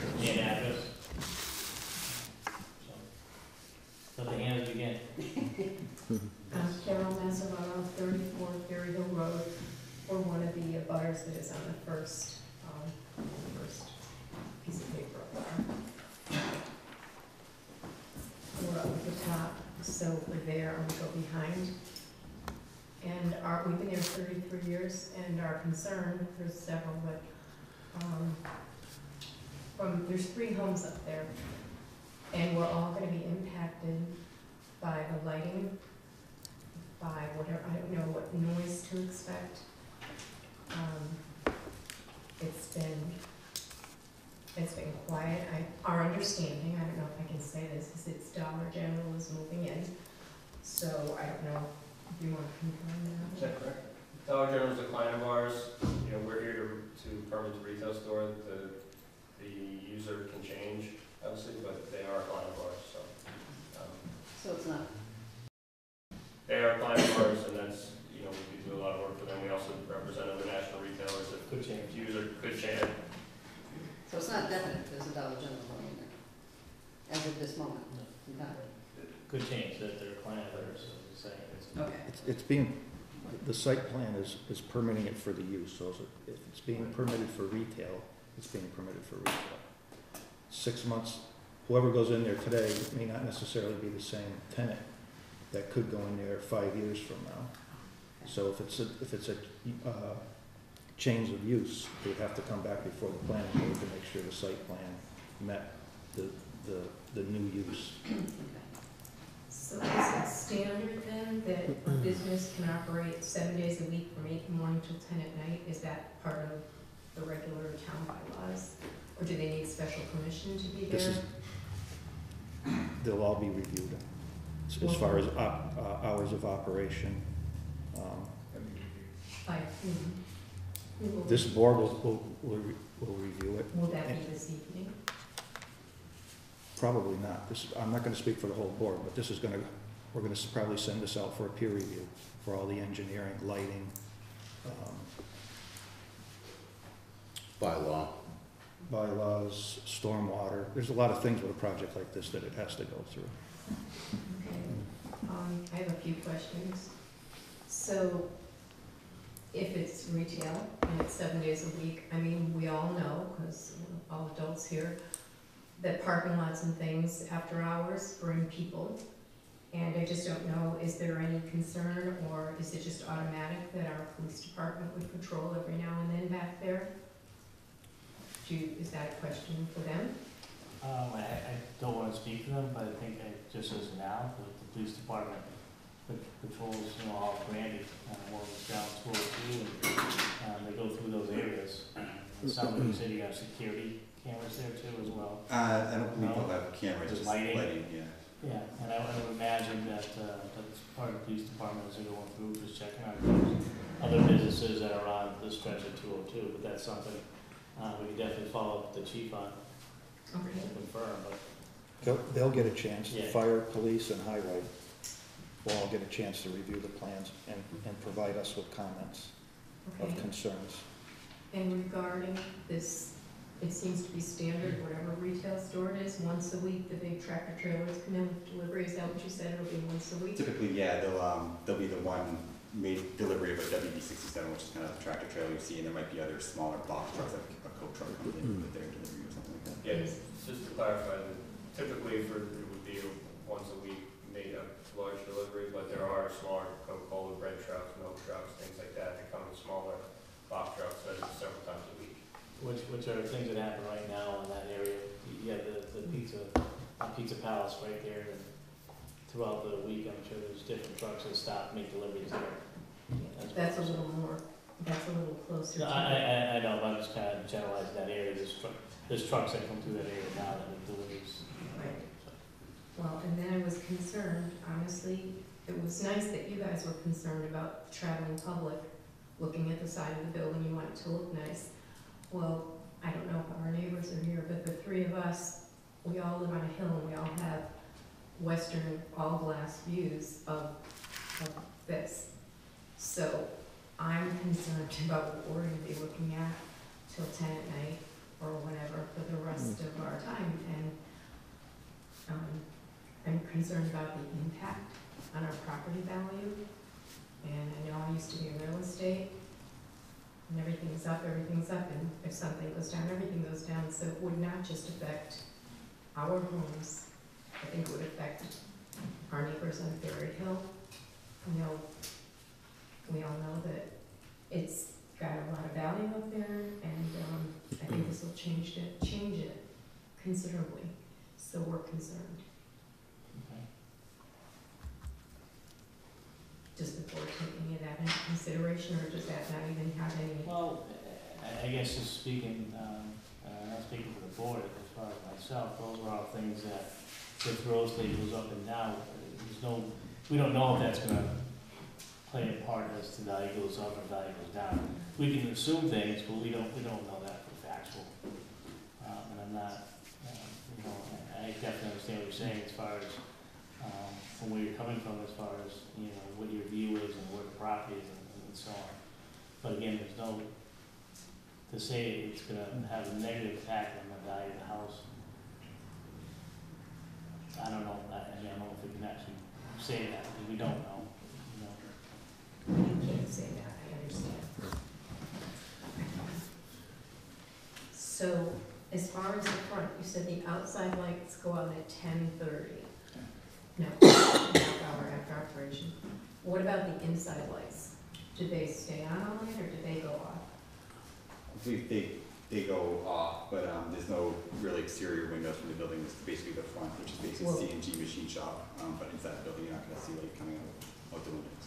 No, but it's facing CNG, which is what when we're sitting in our living room or kitchen, we're looking down, we can see all the way to 202, so it's facing us. So I just want to know if the lights are going to be on all night. I would think off, which is maybe a couple of security lights inside as well, like the exit lights.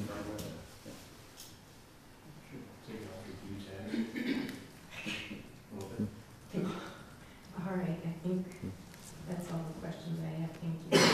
Thank you. Does anyone else have any questions? Yes, sir. Jim Healy, I'm the abutter, 174 West State Street. And coming off that hill, there's water that comes right through my yard. And there's 2 retaining ponds. Will that have effect on that, or is that just for the runoff off the parking lots? So we looked at it in 2 different ways, because we did notice the runoff coming off that hill. It looks like perhaps when they built the highway, they kind of built a big dam here, so the water comes down, the water pools kind of right around here. And unfortunately, I saw your backyard, had quite a bit of ponding going on there. There's nothing we can do to fix that. We reached out to DOT to see if we could provide a connection out for them, just to come out, and it was kind of a strong, no way we don't allow connections out to the DOT drainage system. So we did it, we provided a kind of, this is our stormwater treatment for what's on our site. We put a basin back in here and another basin over in here. Basically, what we're trying to do is just provide as much storage below your property as we could.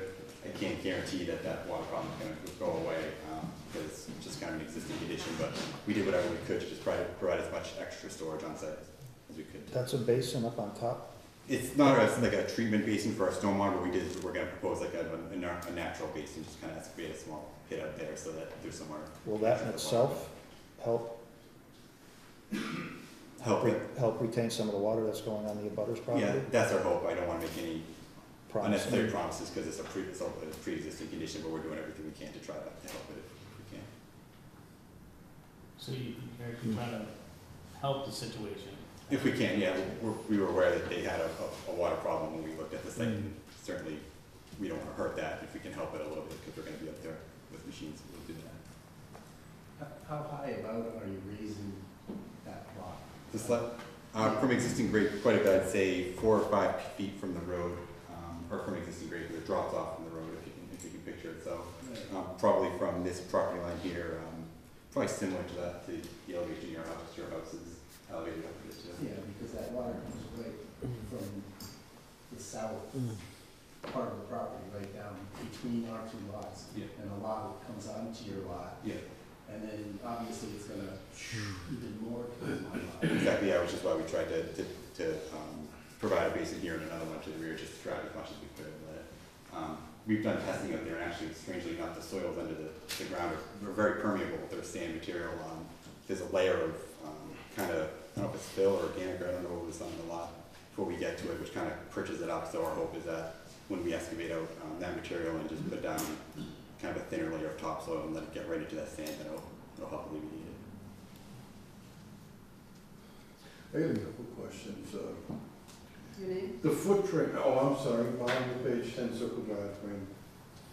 Is there a reason most of these dollar stores that we see around, they face the road? Is there a reason why you put this sideways, where the light of the building and everything is to the people instead of to the road? Second question is, why are we putting the ponds in front of the road instead of behind the building to collect the water drainage? And third question is, why do you have so much parking? I've never been by a Dollar General or a dollar store where you had more than 15, 20 people at a time.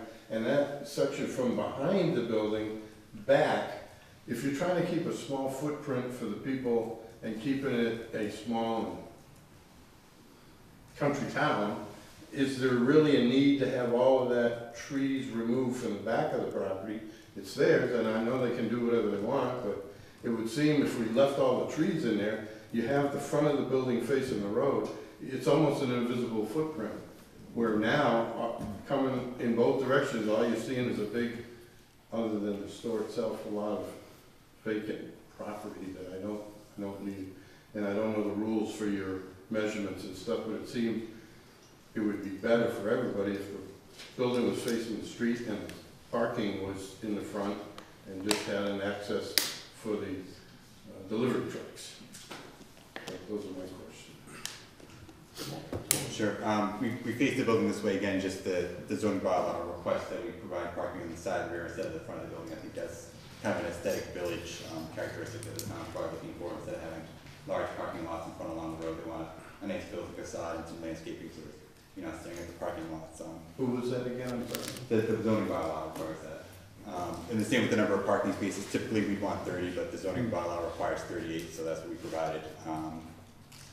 And then the third question, as far as the tree clearing, we did try to keep it as limited as possible. This tree clearing here, this is actually going to be our septic field, so we have to clear that area to place the septic field, but our hope is that this 3 acres to about half of it to just maintain as was in the back, and then behind that there's a parcel that's being conveyed to CNG machine shop that will remain with as well. Can those bylaws be amended for a smaller count of parking spaces? Any bylaw can be amended, it just takes, there's a process for it, so. Any question? Yes. Paul Mazzarello from 34 Ferrier Road. You said the parking has to be towards the back, building has to face towards the side, right? Your next door neighbor is the driving range. Building faces the front, all the parking is in the front. Yeah. Yeah, and again, our preference would be to put the parking in the front just from an operational standpoint. We're just trying to meet the bylaw. Okay, that would be, just to confirm that, our preference would be to have the store facing front with parking in the front, but we would have to go for variances and we were hearing to the bylaws and how we designed it, so. Well, it's an inconsistency. Yeah, I think. With your next door neighbor. Well, that's because some of these bylaws went in after the fact. Right. And for instance, the driving range was there, prior to the new bylaws that went into effect. So this, as you're leading into the center of town, the thought with the planning board at one point was to keep not to be driving through the center of town and having nothing but parking lots. We wanted more setback to get the buildings back in the parking lots, back further off the highway. Can I ask another question? Carol Mazzarello, 34 Ferry Hill Road. The veterinary building up there is relatively newer, and most of their parking is in the front. And it's very attractive. It's not offensive looking at all. So, and Which one is that? Is that the old post office? Countryside Animal Hospital, the new one, across from Dressels. Yeah, it's not the old post office. It's The old post office. No, next. Next to the yours. old post office. It sets back a little bit, And their parking is all up front, and how do we go about, what's the process to get bylaws amended? Who does that? Us? You? The townspeople do. We would present it, if we felt it had merit, we would present it to the town. There's a process, we'd have a hearing, it would be presented at a town meeting, and then the townspeople would vote on it, whether they're for or against it. So how do we voice that we like that process to be considered? I think that for this particular project, it wouldn't happen to amend those bylaws. To change this project. Can you tell me why? It would have to be petitioned, well, basically time, public hearing, town meeting for the town to approve it. Okay. Isn't that what we do in a town? We have town meetings and hearings? But for this particular project, the time frame that it would be allowed to have that happen wouldn't be until probably sometime in the winter, next winter, which would not affect this project. That couldn't be put on hold till we have those hearings? I don't think we could. We technically can't drag our feet on that. The applicant is here. Yeah, The parcel is zoned for such. yeah. The town had already voted on bylaws to create such a scenario. That's where we're at. Well, I'm part of the town and pay taxes, and I would like to talk about with you or whoever, all of you, maybe we make an exception and we look at amending these. And I get what you're saying, but you keep saying you want it to look nice from the street, so 202 doesn't look like a parking lot. Well, we don't want our backyard to look like a parking lot. I'm sorry, it's just, you guys go up and look, and you decide if you would want to look out your window every day for that for 7 days a week. That's not why we bought up there 33 years ago. So I'd like you guys to consider, and I don't know what the process would be, to really strongly consider doing what you just said. I didn't write it down, but the public hearing, I know it's winter. They make it this long, I think a few more months, and give the people in the town a chance to know what's going on. This would seem to be a The pretty town has already quiet voted meeting. on these bylaws, though. I know, but we're talking about amending them now. So we vote again. Right, there is a process to go through that, Yes. but as a board, sit and listen to that now, we need to have a reason why we don't see fit. So there's a process, these are the current bylaws that are in place. That is what they're going by. If we change future bylaws down the road, we can, and as Bob talked about, there is a process. And the end of that process too, it's gotta go to a town meeting, it's gotta be voted by the town meeting. Those bylaws need to be approved to be changed. It needs to go to the Attorney General's office. The Attorney General's office has to approve the changes in the bylaw. So there is a whole process to that. Yep. And, for us, for this particular project, saying, well, we're not gonna do anything because we don't agree with what you're doing right now, you know, it's not fair to an applicant at that point. And I hear what you're saying as well, but also we represent the whole entire town. Right, but I have to say, I've talked to dozens of people and nobody knew about tonight. You've got this meeting at the same time as the big school budget meeting, and only the abutters were made aware, and it was in the town reminder twice. And we all know no one reads the town reminder. So really, That's the not entire true. town doesn't know this is going on. It's, That gives me concern. well, just like anything, the abutters are notified by mail because that's because you are the abutters, but we do advertise to the best they do for our thing.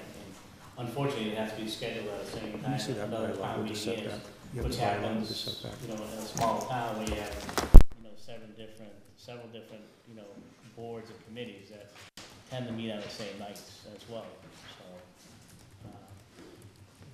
Well, you know, it's very hard for me to just say, okay, guys, and walk away, because this is where we live. No, and I understand that too, and, you know, you're, at the beginning of this conversation, and one of my questions was as far as the building, how it's located, and that was one of my concerns as well.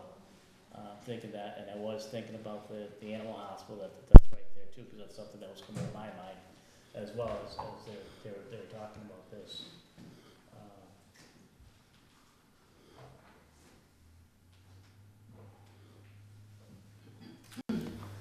So I guess I'll back up with one last question. I understand you're saying it's not fair to the applicant, but is it fair to read other homeowners and, you know, that have been loyal townspeople for a lot longer than us, even?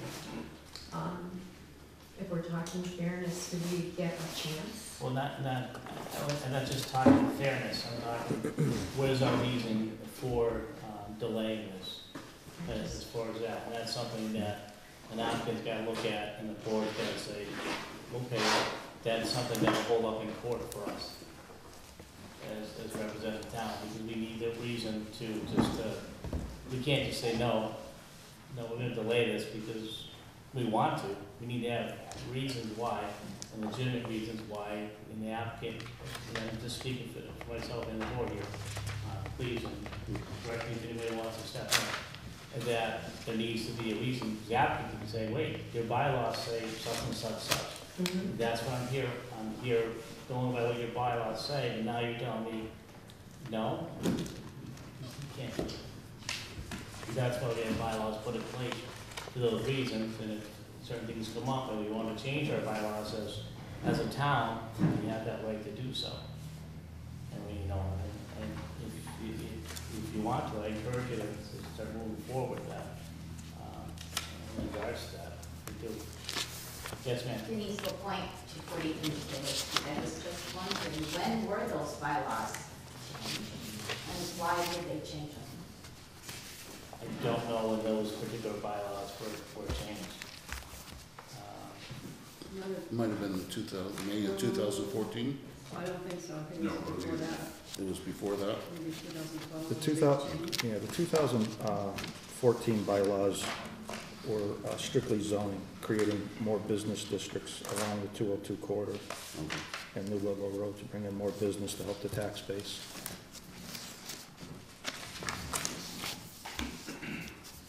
And there was a process to do that. There was hearings and actually we had several roundtable meetings open to the public, hearings, and then it went to a town vote and the townspeople voted for it.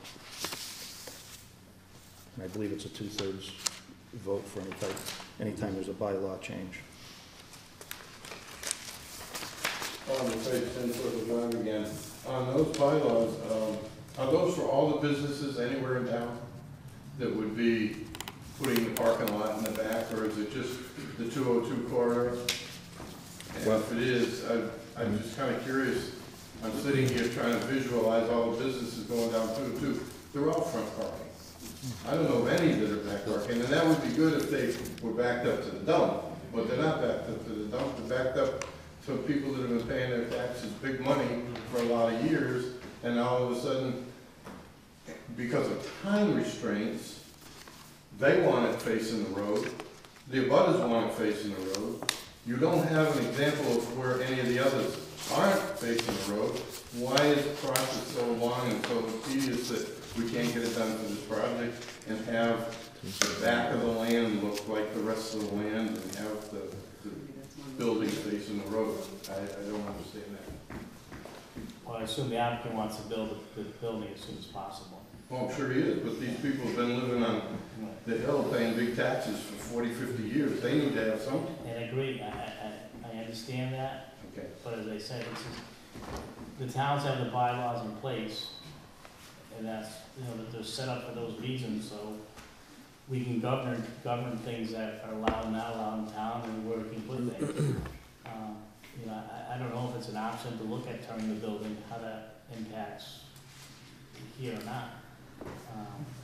Could you talk about what kind of lighting you're proposing for the back, and whether there's a way to mitigate the lighting impacts on the abutters? Yeah, sure. So each light pole is 4 of 1, 2, 3, and 4. Each one's 17 feet high.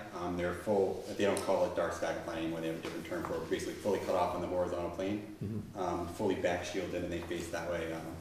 We could take, the lights are going to be lower than their property, so it's not like it's glaring on their property, and there's quite a bit of woods in between the two. I guess the most we could do is take this light and rotate it that way, so that's shielding back that way, but it's as far away from the property, it's not glaring on the property, or anything like that, fully cut off. Is there a way to minimize the lighting impacts beyond what you've already done? We could take a look at lowering the wattage, we just have to make sure it's safe. Perhaps there's ways to minimize some of the impacts on the neighborhood. Well, of course, and that's certainly something we're going to review. And what's the tree height for the woods behind this site? I've been out in the woods, probably taller than 40 or 50 feet, I think big pines mostly. So will the project be highly visible from those abutters?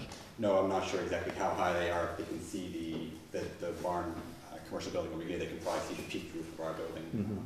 But I wouldn't say we're certainly much below them, not blocking the view.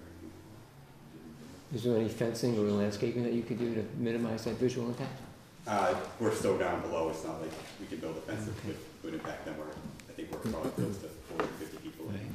Well, there's not only just their property, there's properties across the street, property abutting to the west also, the light's gonna affect. Right, I mean, it is a commercial district, so, it's to be expected that it would be developed somewhat like this, I think. Yeah.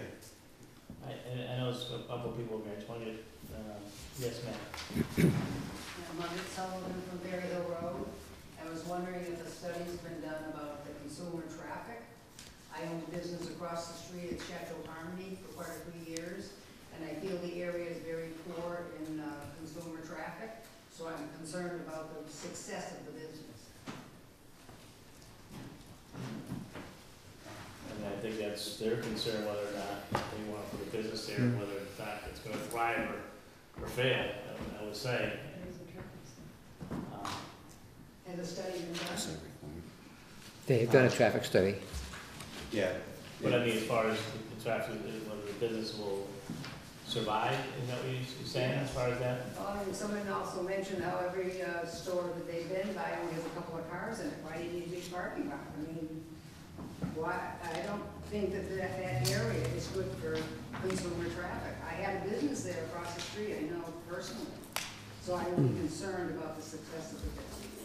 And as every retailer has different metrics, so the traffic counts, number of households that are in the area, and they base their decision on those metrics. Yeah, we went through that with CVS.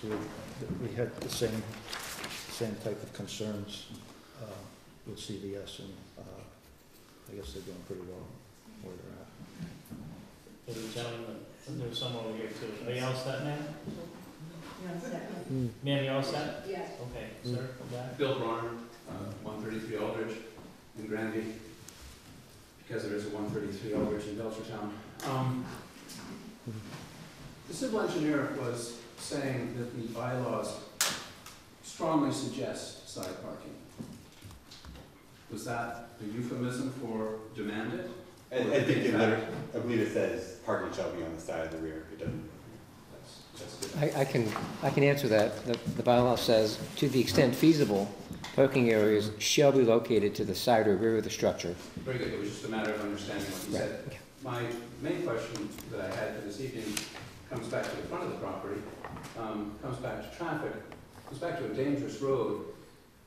What left-hand turn lanes, etc., are being contemplated for that area, or is it just going to be another dangerous turn? Sure. So Mass DOT has jurisdiction over Route 202. We submitted an application to them. They reviewed it. They had one minor tweak they wanted to make to the geometry, but essentially approved. So they've approved no turn lanes. Correct. Thank you. Thank you. Yes, anybody else? I'm trying to work my way around, so I don't get some of that. That's fine. That area, obviously I've lived there 13 years or whatever.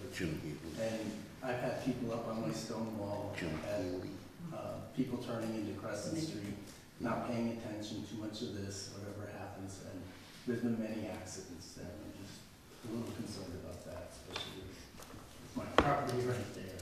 And there's going to be more people taking the left or taking the right and going into the area. I'm sure it's something to do. Right, that's further something we follow up with. As Mr. Tronson talked about too, there's also a review by the police department, the fire chief, the police chief, the highway department. Things are, goes out for review as well, how that impacts the town as well, for their areas as well. So and that's something they could look at. But again, it's 202, it's a state highway. We don't have much, we don't have any jurisdiction as to what. I'm sure they have recommendations or something. They must have some contact with the state. We can recommend things to the state, but again, the state can say, well, no, we don't want to do it. Sure, but I mean, we still have to represent ourselves, right? We still have And I agree. If there's something we're trying to look at as far as, and I know eventually if people then, the state is actually looking to resurface and do different things to 202, I believe starting next year. Starting on the Granby line, working its way down, as far as sidewalks as well. So those sort of things that may come in play down the road for this particular project as well. So that's, you know, down there, right now there's 3 different phases that they're looking at. The state is as to 202. Is there any thoughts you put into, instead of a 6-foot high fence, maybe some kind of arborvitae or some kind of planting? Yeah, we can look at that, we can meet draft the hearing too and just see if we can do something like that. Would that be your preference? I think so. It might be high enough to keep the lighting out of going into my backyard. We'll certainly take a look at that. Have you done a photometric plan? We have, yes, included at this time. Could you share that with us? Yeah. Do you mind if I? No.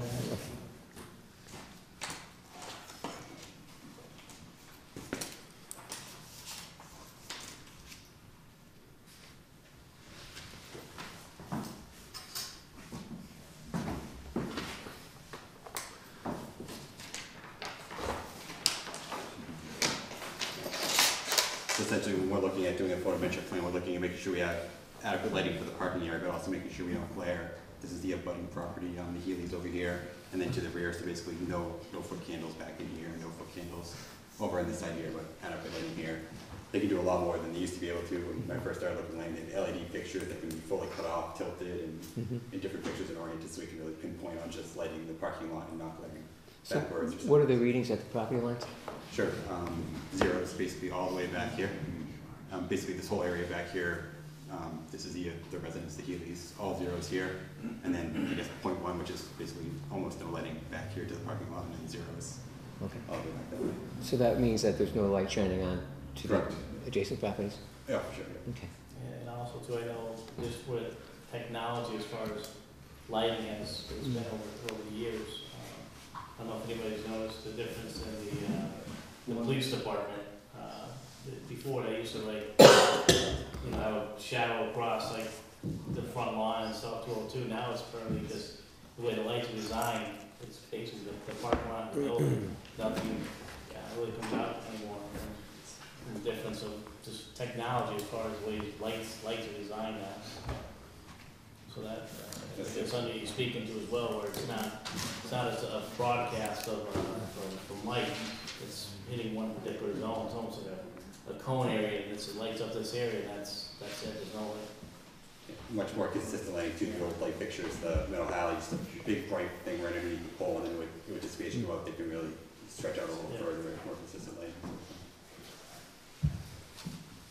So if I heard you correctly earlier, you designed the placement, this site based on our bylaws. Your preference would have been to face the building to the street. Typically, as a preference, we'd have to look at this lot to make sure the delivery trucks and all our maneuvering would work, but in general, our preference is to face the street.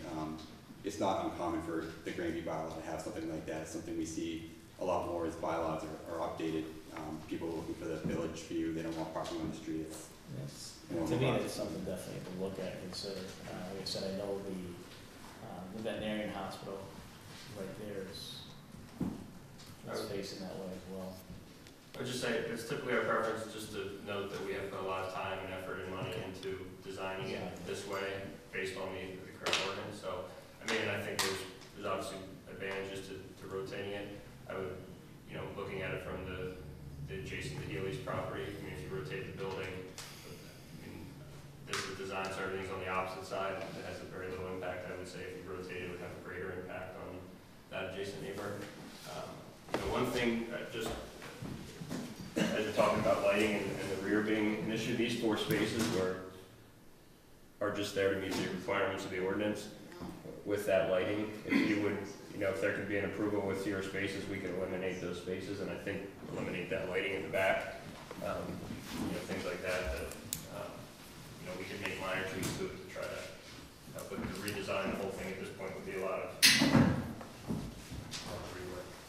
rework.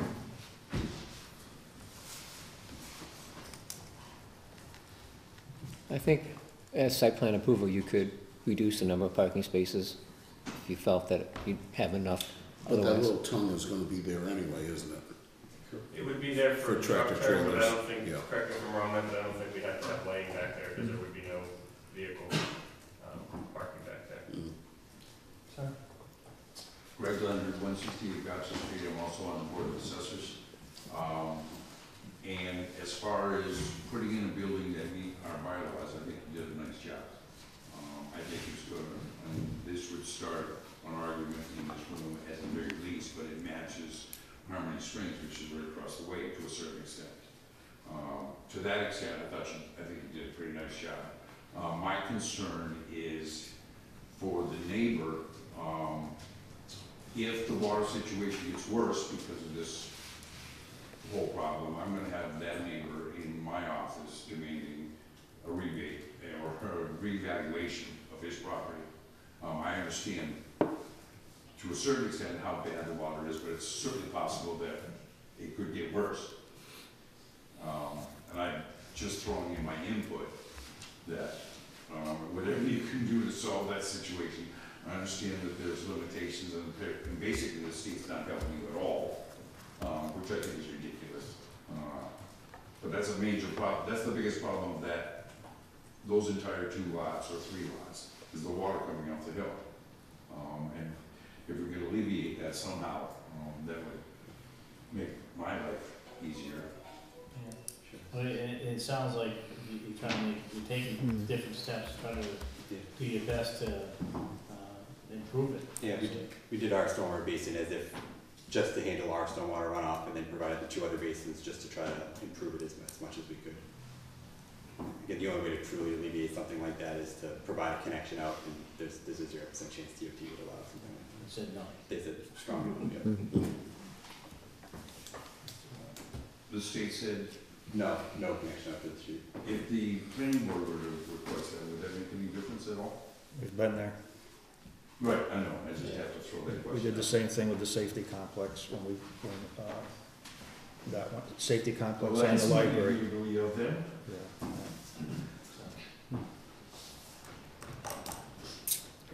Yes, sir. think you know my name, but it is Palm, that's what I love, I'm very good with it. I don't wanna put the cart before the horse, and I certainly don't wanna put you guys on the spot. I know you got a tough job to do. But I think it's kind of almost ironic that we've been sitting here for as long as we have, hearing things that we've been have heard. Nobody has said the name of what's going into that property. I would like to know the name of the business that you're planning on putting in that property, because I know you know, but I need to know. You've regulated your parking based on a certain bylaw or whatever, for a certain amount of cars for a certain business. Well, square footage. No, square footage of the building. Okay. That's the reason for the number of parking spaces. And there's metrics and, different metrics on, they break them out by categories in terms of discount stores, auto parts stores, and the traffic flows in and out at peak hours and what drives those. Obviously there's a 3,000 square foot fast food, McDonald's, you probably need all those parking spaces or Cumberland Farms, but for a 9,000 square foot retail store, and the name Dollar General's been thrown around, and they are, as I've acknowledged, they are a client of ours, and, potential tenant, but, again, the tenant can change, the building will be there 50 years, the tenant may be there, 10 years, so the building will be there, longer than any tenant. I wonder, one thing the board might be able to do is require all the parking to be shown on a plan, but only require a portion of it to be built at one point in time, and then if necessary, the remainder of the parking could be built if, the demand exceeded the supply. So in a way you could sort of phase the parking based on the demand for parking there. I would imagine that, though, it's also, it's not cost efficient for them to come back and then redo it after it's already, the staging of building it. I imagine it's less expensive to do everything at one particular time, so if they come back and do it at a later date, it would cost them more money. And I like how you talked about before, is that there's like 3 parking spaces or something in the back, 4 in the back, that could actually, by us saying, you don't see a need for it. Mhm. Right. Would take care of that whole kind of that back section right there. Sure. Which wouldn't require, I don't think we'd have a light up there anymore. So beyond that tree, there wouldn't be a parking space there.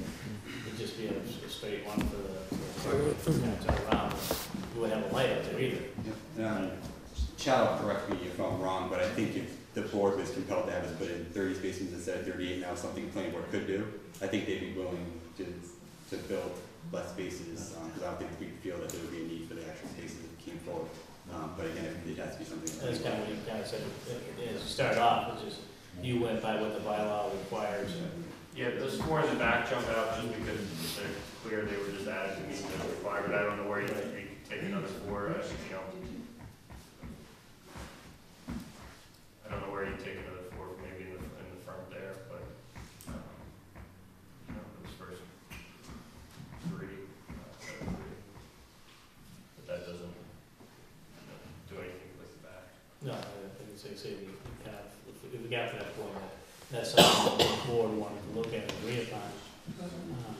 Definitely something that would be no light there for one thing, but stop the light. If there was any concern with the light at that point, and yeah, well, grass and stuff there. They are pin oaks.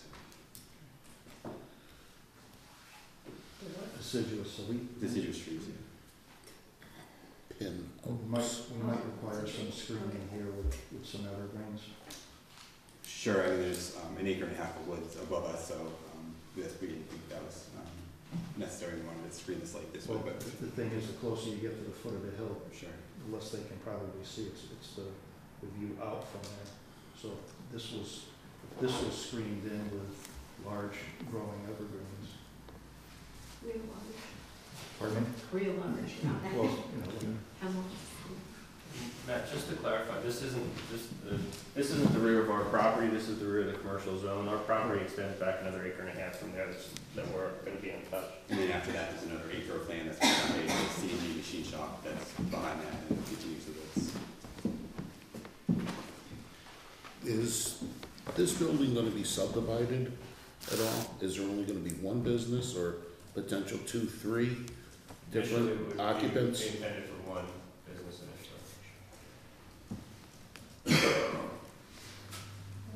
Carol Mazzarello, I have to finish one last thing, seeing as this gentleman was kind enough to say that he would consider getting rid of those spaces and getting rid of the light. Is there be some kind of compromise? Sounds like what you're telling us tonight is even if we wanted to go ahead and try to amend, we can't do it for this project. So can we have some kind of a compromise? Is that possible? Well, he can ask the board, and the board can say we don't see a need for it, and the variance will say, no, you can go with 34 parking spaces versus the 38 required. And Is it your recommend board or a different board? The zoning board or your board? this, the planning board. This board. This is a special permit. It's allowed on. Site plan, Pardon me? just a site plan. And, yeah, I'm sorry, site plan. Yeah. But there's things that we can address to address your concerns with them. And I think to start off with these is to screen the back of the lot, the back of the pavement right there that I pointed out to earlier. Eliminate the upper parking and maybe make some of that, if they're willing to do that, some of that's all impervious. So maybe if we just put some trap rock where the tractor trailers. Yeah, we have to run an analysis there to see kind of where. I don't know if that would work. Up on the upper end? Pretty wet site. You go in there with a tractor trailer now? I would think so. Even if they put a base down with Especially winter and stuff. I wouldn't recommend it. Well, we'll let the engineers. Right. So there's also two ways we talked about, instead of the fence, having Arborvitae's on that side? arborvitae's there instead of the fence along the west, is that side. West. West side? And that's something you'd like to see? I want to speak for you, so if that's something you'd like to see. Yeah. Can we request a certain size of arborvitae to start off with, like a 6 foot to begin with? Or Sure. if you put So little you ones in, said this it's is gonna take something that the forever. applicant has to Yeah. ask you about at a different time? Because he had just already said that he'd be willing to. Right, drop those. so this is just the beginning stage, so it's gonna go out to be reviewed, by, our engineer, to make sure everything fits accordingly. And, as far as the, again, the police chief, the fire chief, and, we're in the beginning stages right here. All affected boards, All affected. Conservation Commission, everybody is gonna get a look at this. Right, so this is just the beginning stage, so it's not, this isn't something that's gonna be, approved or denied this evening, so. So will we always get like an abutters letter every No. time? Well, there's- no, it won't. What's No. gonna happen at each meeting, we'll, continue it to another date. So we'll give another date and time, and that meeting will be continued too. So, Okay, so how do I get comfort knowing that you guys will propose that? That just, I don't care if it's blacktop, just no parking and no light, in those, So- how do we get comfort knowing that you're gonna try? Or are you? again, I think the board is listening to what the residents are saying right now, and a few of the things that have been brought up. I think the board's already kind of discussed that with them, they definitely see open, to it. So, again, each will continue the meeting to another, date and time, and encourage you to attend those meetings. So you'll hear what's happening at that particular time, and again, it's the same type of forum that's happening here, where, the questions can be asked as well, and answered.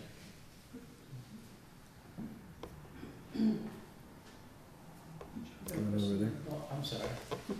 Is the town expecting a large amount of income from this? Is there gonna be a lot of revenue from the store for our town? It's based on the taxes that the we put on our tax base. You can refer that to the assessor, Yeah. he's over there grinning. I would spend a lot of time here. As much as I can. That's what I Well, it's like any other, you can, refer to the assessor, but just like any other property that comes to town, whether it's a house or a business, there's an assessed value that's set to it, and the tax rate will indicate what the town will receive in taxes. Right, it was a vacant lot before, so you're gonna get. Yeah, good board, yes, Well, yes, so, the town would be gained from it as well, yes. one last one, kind of an interesting one. One of the people in the audience asked it, and I think it's a relatively valid question, but it's out of left field. As businesses turn over, and this is more for the planning board than ins and outs of rather than do this project, is it conceivable that a cannabis store could be, shop could be put in that building? A retail? Yeah, It'd be a change of use. okay, thank you. That's a really good, reassuring answer, because we haven't had any new retail buildings. That would be, an obvious question in this day and age. Thank you. That's a fair question. Is there any other questions from the public at this time? Does the board have any additional questions? We're going to, get a peer reviewer, we were talking about it. Yeah. I think we need a full-blown peer review on this.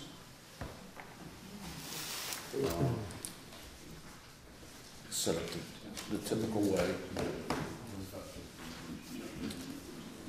Yeah, the applicant, we have a list of engineers. Let me see if I have a second list. You gave up the first one. But I thought I brought two. It's an approved list, but if there's somebody else you'd like to use, then you can certainly present them to the board. Is it appropriate for us to choose the peer review, or we just, I guess we reach out to, There's a list of what we've, I can email it to you. Okay. Yeah, Yeah. If you choose one off that list, then, if not, then there's something straight to the board to look at. So basically, we just went through this at the earlier hearing. You'll pick the engineering company. We'll send them a list of things that we want them to review. They'll provide us with a proposal.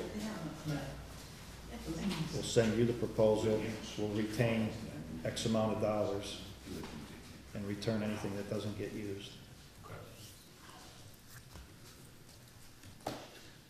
So we're gonna be going for bylaw review, stormwater management, Parking. part of the bylaw. Yep. Yeah. And that's typical with any project like this. How long does that all take? Sometimes it's turned around in a few weeks. How will I know when you're having a meeting? We're gonna make a decision I'll tonight. tell you. I'll Okay. tell you tonight when it's meeting. Okay. How long do you being the applicant, how much time do you think you're gonna need to? I mean, I think we can get together tomorrow and pick a engineer, reach out to them and get the process started, so I guess the question would be how long it would take them to turn around and review. This, Yeah. you were gonna talk about, Bill? Yeah. Yeah. This will also go through our Pioneer Valley Planning Commission representative, Bill Scanlon. Bill, fair to say you'll be the hub? Yeah, the spearhead. Yeah. Sure. Yep. I'll copy Bill on the peer review list I sent you, so you'll have his email. Excellent. Okay. So when we look at next meeting being 8th of April 8th. Next scheduled meeting, would that work for you? 2 I weeks. think that's fairly tight. If we could have the comments back by then, we could. I didn't even ask you, it's a No. I think it's up to the board. I'm asking if you need further more time, that's How, assuming we respond to those with plan revisions and comments, how far in advance do you need the comments prior to the hearing? It's usually ideally good to have a meeting ahead of time.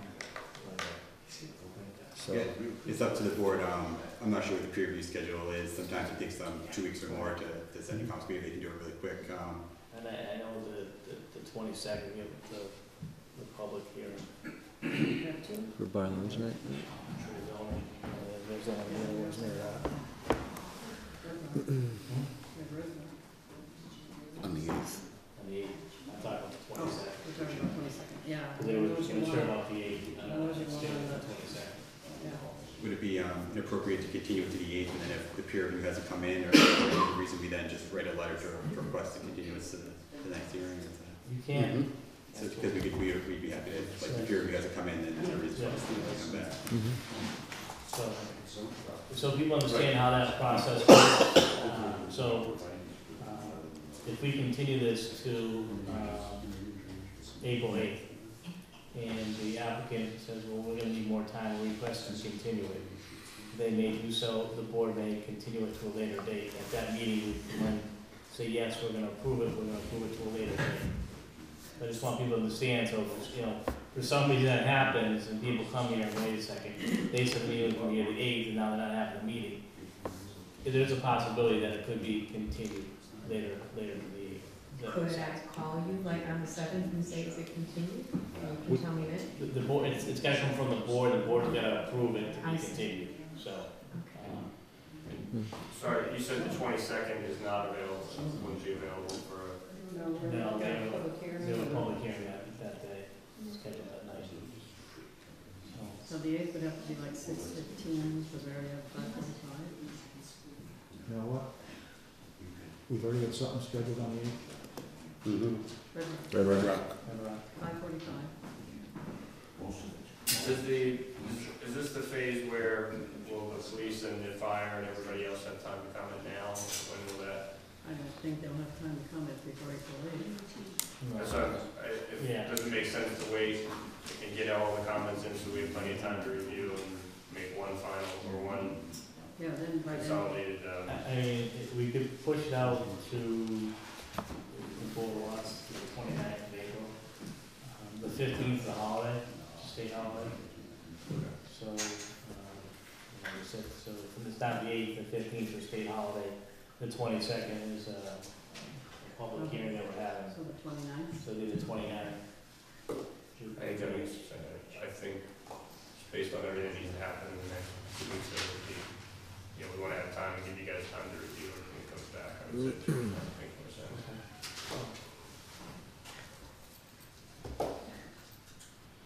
Does that work for everybody? You know, it's an off time for us to meet, so. That's fine. At what time? You mean 6, we already have one at 5:45. No, we No, don't. this one, so you want to do 5:45? 5:45. Does that work for you, 5:45? I want to make sure the board's okay with the board first. That would be important. Does that work? Yeah. Jim? Works, yep.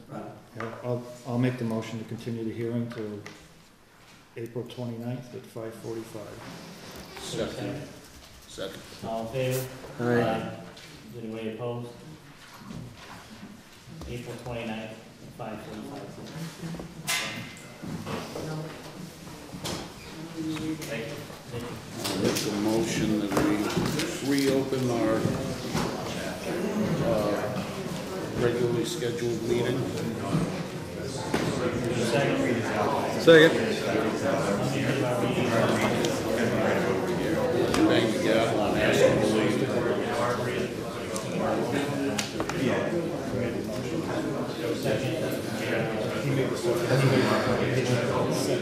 Motion second.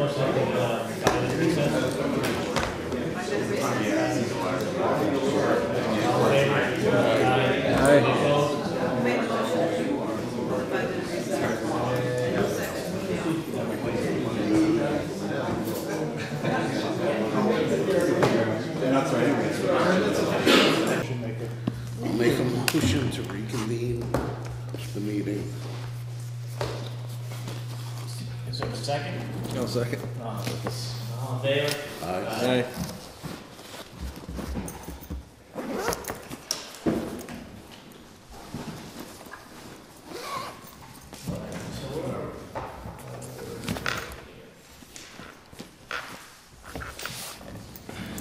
I showed up a little late, so Do you want to do the minutes now, or do do you you want want to just sign off on that A&R? Is it? No. Let me just finish that. to? That's Dollar General. So don't forget it. Paper copies, right? Do we, is Mylar all signed? No, we only signed one. The Mylar was also. I don't know what Glenn signed. That's all. Okay. So Dollar General submitted it in out too, right? For that property? They needed to divide that lot? Yes. But didn't we already sign that? Didn't we do Dollar General? I thought we did before, right? but Oh, do we not? Merchandise, yes. That's right, we did that.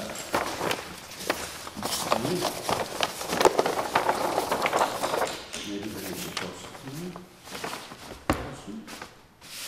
Should start signing? Doesn't matter what.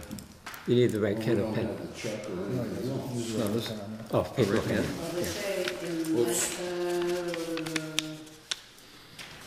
Right to the top.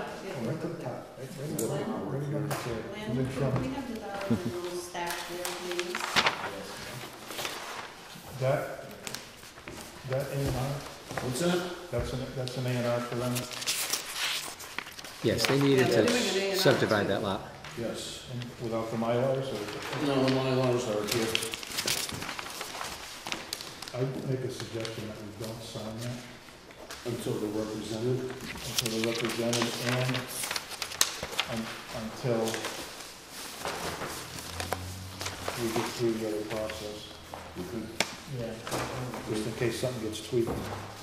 Well, you have 21 days to sign them out, to endorse the A&R, so.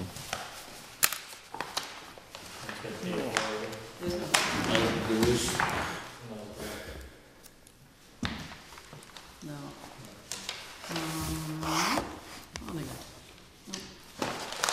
saw somewhere where they had, Just gotta know that. Is there any reason why you wouldn't want to look at that plan tonight? Yeah, no? Yeah. Just, I mean, we could look at it, but just in case something has to get tweaked. We don't have a check with it anyway. Okay, so it's not a complete application? Okay. Okay. It would have been a copy of the check, at least, if there was a check with it, we've seen it. so Okay. I'll take that back. Is this yours? I found that on the floor. Okay. You think it'll work? For what, everything? Yeah, I think so. I think I saw it on the Big enough.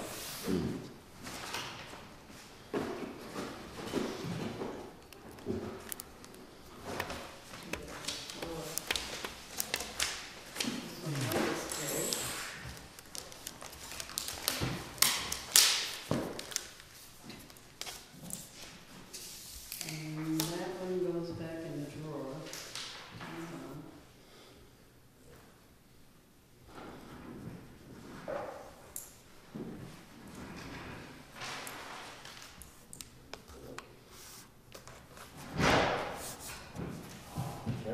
Was that your knee?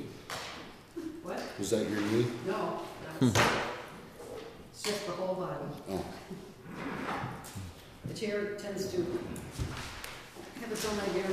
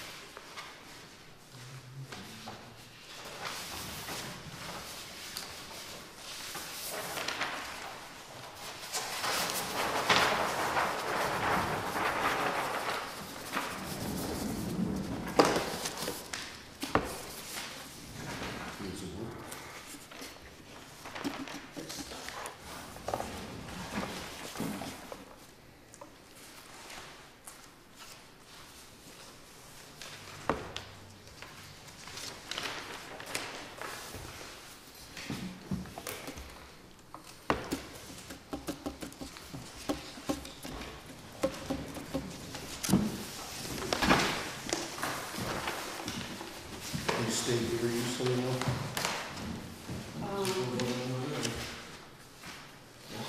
We need to bring them all back into Kathy. Bring them all to Kathy? Yeah.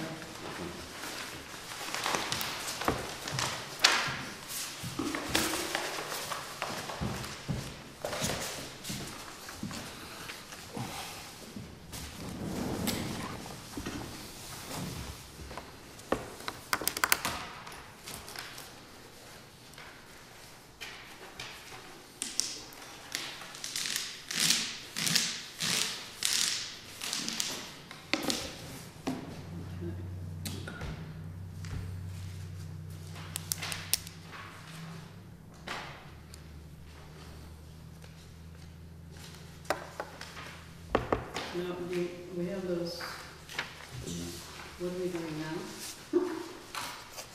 It wasn't done, so. We didn't do the minutes, and it was suggested that we postpone that so everybody could read. one.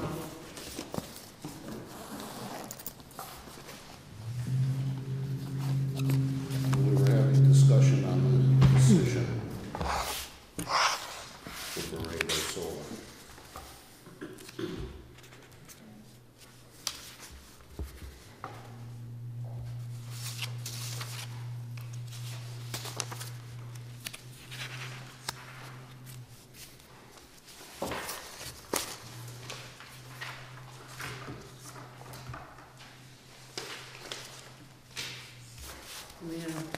discussion for in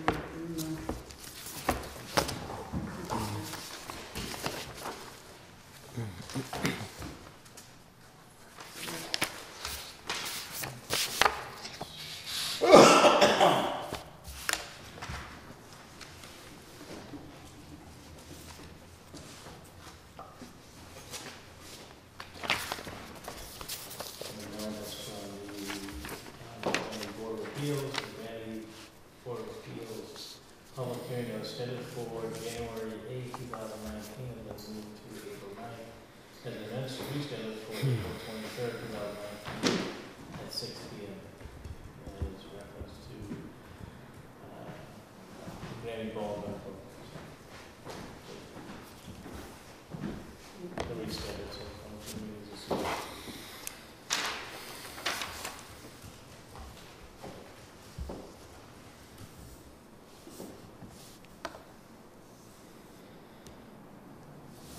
Good, do you want to see that? No, thanks.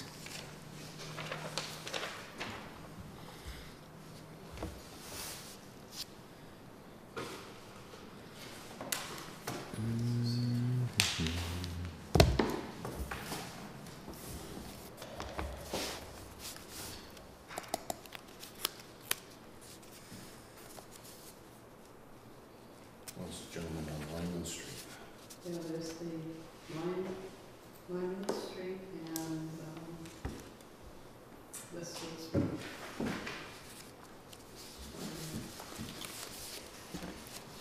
What was the one on West Street? Oh, that's right.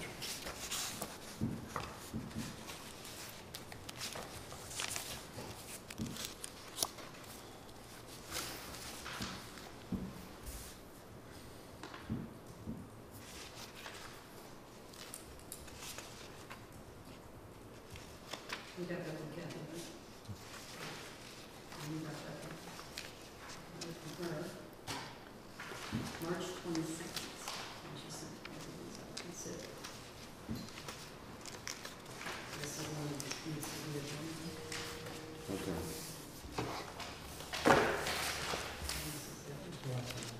No, thank you. We'll keep it in the folder, I'll take it back. So we've got to try to schedule a joint. You want to do it?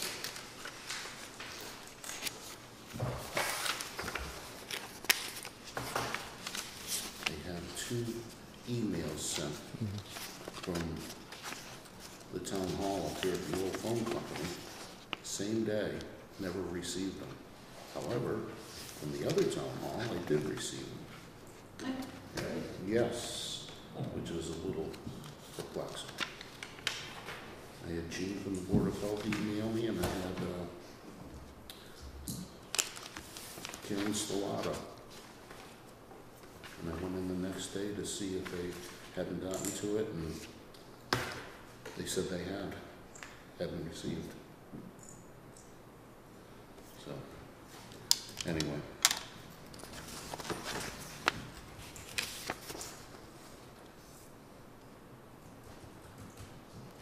So what do we want to do with this?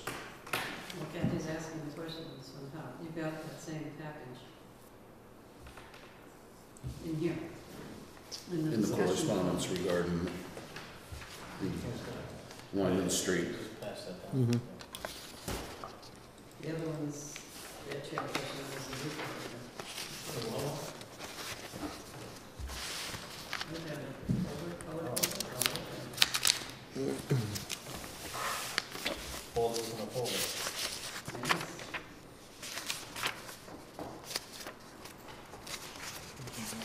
That's the, something special.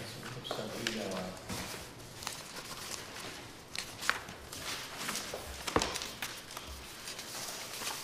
This is a change of use, right, for the building? For the woodworking? Something special. Oh, something special. It's in addition to, I think they're keeping the catering service there, and then they're adding The herbal. last time she was before us, she was asked to tell us something about online, that's what she wanted to do. Right. Now she wants to open a shop. Yes, there. with some It's in her retail. future plans. Right.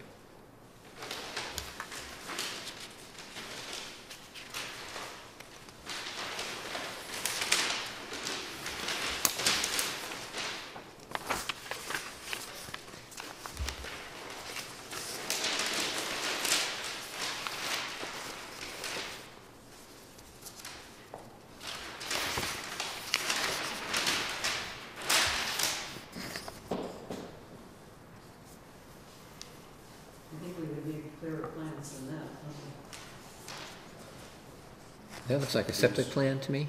Is that, Oh, okay. I'm not sure. No, no. No? This was done back in 2005 when they built the catering business in the building. We need an updated site plan. Well, they're not proposing to make any changes to the site. No, it's just a different use inside of it. I think it's a new, a second use. Yes, An additional use. correct, right. They're keeping the catering business, I believe, Yes. and then adding this on-site workshop. Wait a minute, you're in two different locations. The workshop is Lyman Street, and this one's on West State Street down here. Right. Okay. Did I not hear correctly? This stuff's all back, this is all, Yeah, that's, Kathy sent the background of how everything for that property has developed over the years. over the years. Just so you have some sort of background. So what are they proposing? She, Also You've got a special permit, site plan approval form there in that package. which one are you talking about? We're talking the Let's stick with one. something special? Is that what we're dealing with? Something better. Yeah, okay. It's dated February or something of this year. Going through this, this is all back from, Oh, you've got, So what's being proposed for something something special? something special. There's, That's- there isn't there right now, that, being right out there. Basically, last time she came in front of us, was more towards just doing a lot of stuff online. Now she kinda wants to have a storefront there. And sell things there. you should have a copy of her email dated March 18th. You have that there? That tells you what she wants to do. So Bitter Day Herbals is currently an online herb shop, sometimes late last year, like September, so she came in front of the board here. Converting this online herb shop into a physical shop. So she's gonna approve to sell skincare products. She was actually before us, Yeah. May 15th. I thought we gave her permission to do that, little store in the building. Because we did discuss parking and that kind There of was no stuff. concern with the parking, but the place was big enough, so there was plenty of parking. I remember discussing all this before. Highlight. Yep.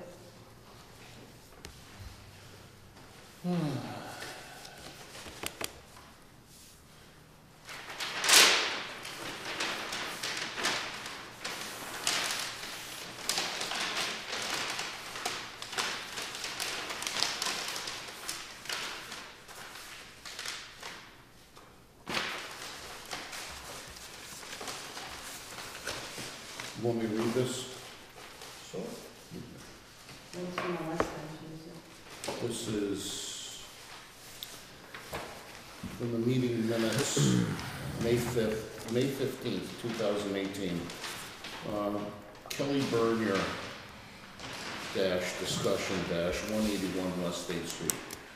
Barry Bernier reviewed previously approved site plans for his catering business, showing a portion of which Kelly Bernier would be using for her business called Better Days Apothecary.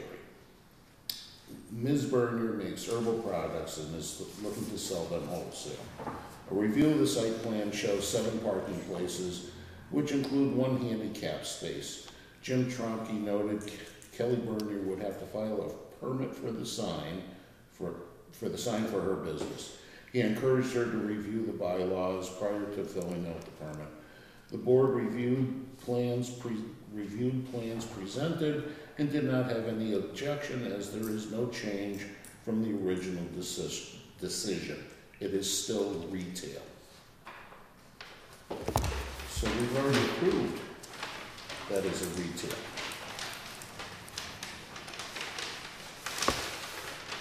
There's no change of ownership, there's no change of business, it's still retail. And she did come to us about the sign, and the sign wasn't going to be any different than the sign that was already there.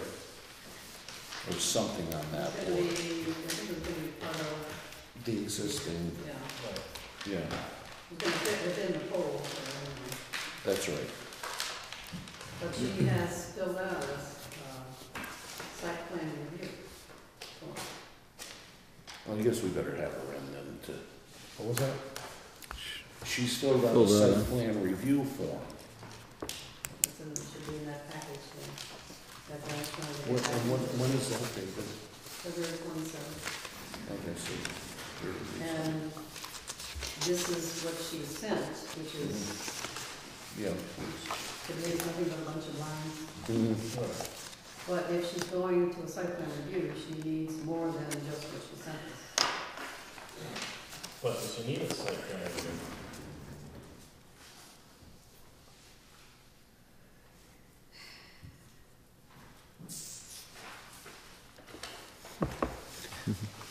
How many businesses can you put in a house before it becomes a different? Well, it's a commercial district, right?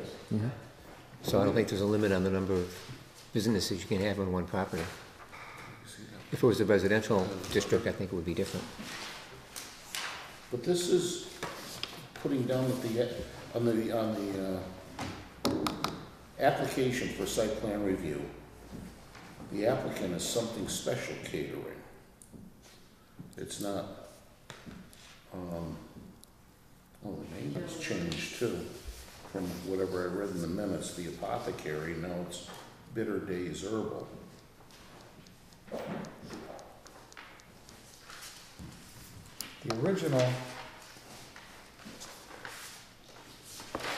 The original approval from the planning board in 2005. It's like the picture, yeah.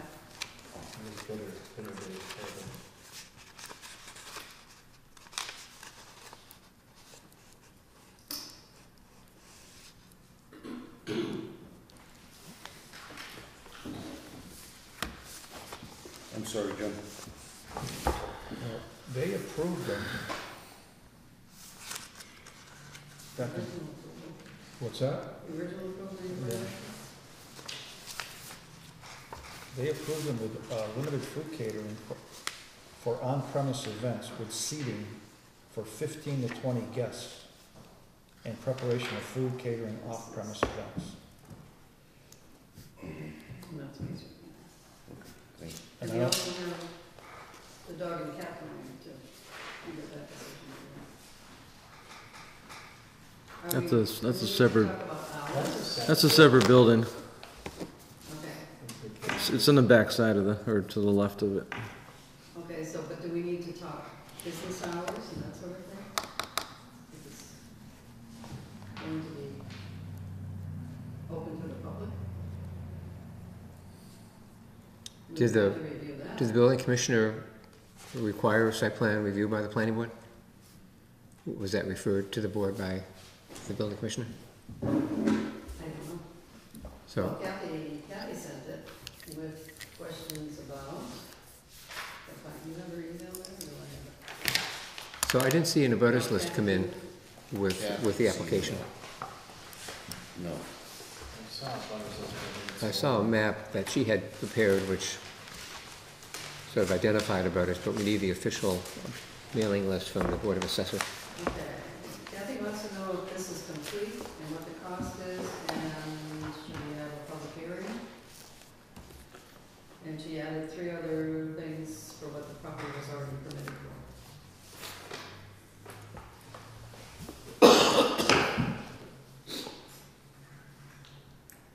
So is there a concern that this additional use would be either detrimental to the neighborhood or would require some mitigation to manage the impacts?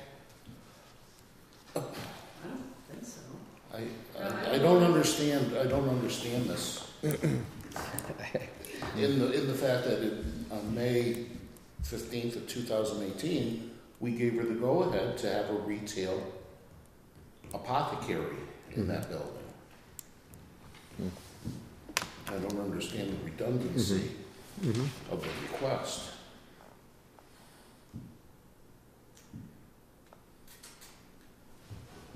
Unless, Well, do we need to approve the hours of operation, like I'm sure it was done way back with the catering?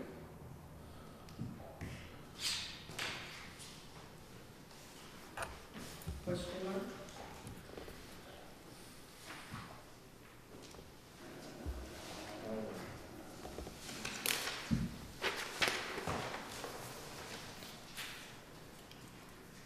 I think to what Bob's saying, why are we looking at it again? Yeah, that's not, there weren't any restrictions on catering because it was just catering. Even though they With had seats. space for seats. So is there sufficient parking on the premises for this additional use, along with the catering business? Well, there was 7 spots or something.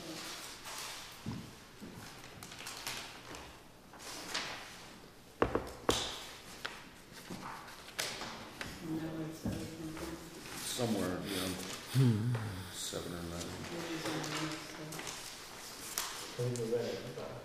What's that? 7 parking spaces, That's which not it. includes 1 handicap. So that's what's there already. So here's a bizarre question. It's an herbal shop. Can she be selling marijuana? No. In No. products? No. No. Marijuana. It's a separate use. But could she without us knowing? Just start selling? Anybody, No, I guess, anybody who's a business law. I mean, if we were doing a special site plan review, we could say, no. Right, you need a license for retail sale of marijuana. Right. Same with hemp, right? Yeah, I believe. The only thing I can think of is that we need an updated site plan. Probably won't look. To go with the special permit application, or site plan review, site plan review that's being submitted here, we need a lot more documents. Because, number one, she's not following bylaws there with all the different things that have to be submitted. So we really need those documents, which is, I guess, why Kathy's saying, let me know if it's complete. I think we need to have it right here. Yes. Just to clarify everything. I believe so. Because it just doesn't make sense. If we gave her approval to do it, But it was online at the time. no. Well, she The was May doing- 15th meeting minutes say a retail shop. Well, and she was considering opening a retail shop. And We didn't have any plans for a retail shop in front of us. Okay, They did come in with the site plan from way back when. from 2004 or 5, yes. Yeah, and they said they were gonna give her a corner of their catering space. Right. To put her stuff in. So, if you're having people come in and say, to buy something, I don't know, I'm trying to think it through. You need to know the business hours, I would think. They have to operate under the same business hours under the original permit. It's inside that building. Okay. Unless you think those should change, then that opens up something else. Then probably, yes, she needs to come in, so, I mean, that's about all. I think she needs to come in so we can ask her questions. I think it's clear to us as to what she really intends to do, what the business is gonna be. There's a certain hours she's looking for. They're outside what's been established already, you know. And right now, we're just asking each other questions and we can give the answers. And the same answers back to each other. Yeah. I don't know. On the decision for the catering, there are no hours listed. So what's the reason why she needs to come in to look at the doctor? So she would need a site plan review, right? Well, I think the board can decide once she comes in and make a decision whether site plan review is necessary. Right, which is gonna tell us what she plans on doing, hours of operation and all that, and decide that time whether or not, yes, you're gonna have to have a, based on what you just told us, yes, you will need a site plan approval, or Right. no, you don't. Right. So I think the minutes that you read sort of say the use is permitted, but it didn't really have a site plan at that time, so it's up to you to decide whether you want to go through that process now. Well, that stuff was presented. But it wasn't everything that we required of was site plan review. And we felt it wasn't necessary. Well, I don't know, she came in with a request for a site plan review. That is correct, she did not. She just came in with, She here's what I wanted, want to do, and that is correct. what do I do? Mhm. So, I'll make a motion that we ask the applicant to come in, so we can ask additional questions in reference to what business is gonna be. Okay, so motion, Second. what's your motion again? To request the applicant come in front of us to describe the business she intends to be running out of.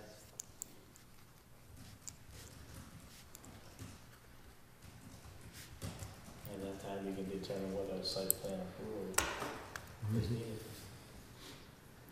And who second? I did. All in favor? Aye. Is anybody opposed? Okay, one down. What's after that? 15 Lyman Street. Woodworking shop, you have that one. That's not bad, that's not bad.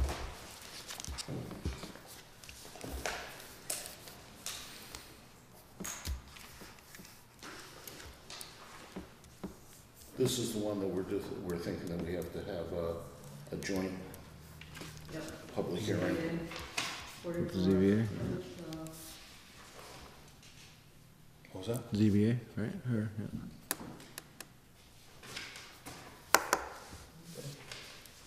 Sounds pretty extensive. He's just closing off one garage, right? And then Yeah, but we're gonna have It's being a retail shop, it's. Yeah. 5 or 6 parking places and they're already there, yeah.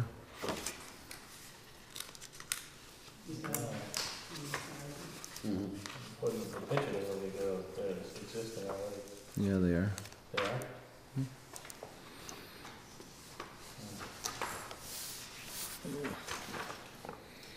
So that would be.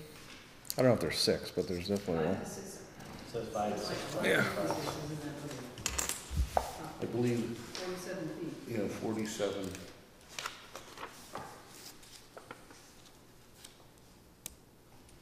If you give it 9 feet per vehicle, that's 45. If it's 5 vehicles. What, was there an application to have a joint hearing? Is that what's there? One special permit, yeah. Planning Planning board, board, zoning board, ZBA, yeah. special permit. Okay, kick it back to Special back. permit from the ZBA and where's site plan? So, I'll join meeting with the zoning board of appeals. A joint public hearing or joint meeting? Public hearing. Public hearing. Yeah. Special permit.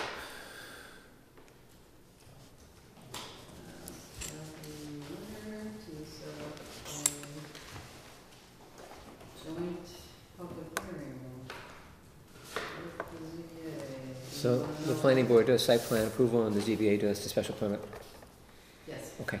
According to our current, Mhm. so we're asking Kathy to set up a joint public hearing with the ZBA. She's asking what the cost is. We don't know yet, right? No. What's that? She was asking what the cost was. Well, now that we're giving her some direction, she'll be able to. It's a small project. It's basically advertising, postage, and her time to send out the letters. Unless we're gonna require a peer review. I don't see that. I'm throwing it out there.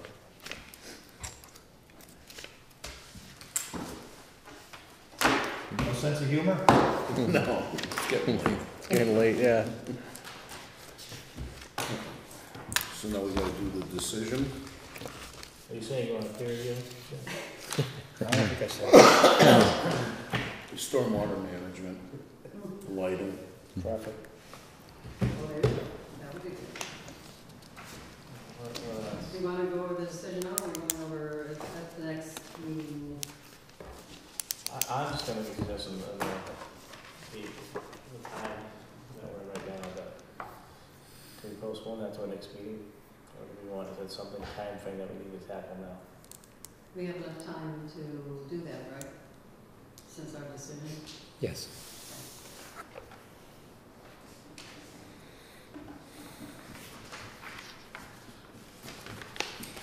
Are you happy sending that to everybody? No. Copies of the decision. Yeah. You weren't here, maybe, Jimmy put one in front of you. Yeah, there's one there. It was handed down from Bill. I'm sure we did. That's like a table in front of me, the form and Here. what was that, it?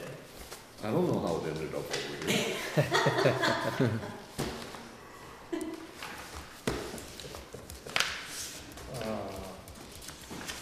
And I forgot to bring the Sean Lammer letter. If I send it to Kathy, oh no, we all gotta sign it. I'll have it for this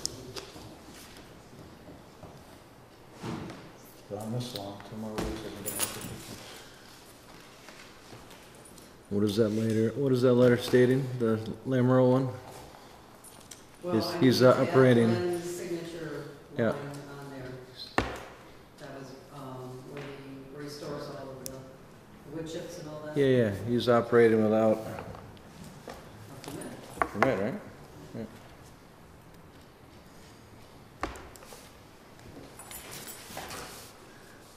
Motion?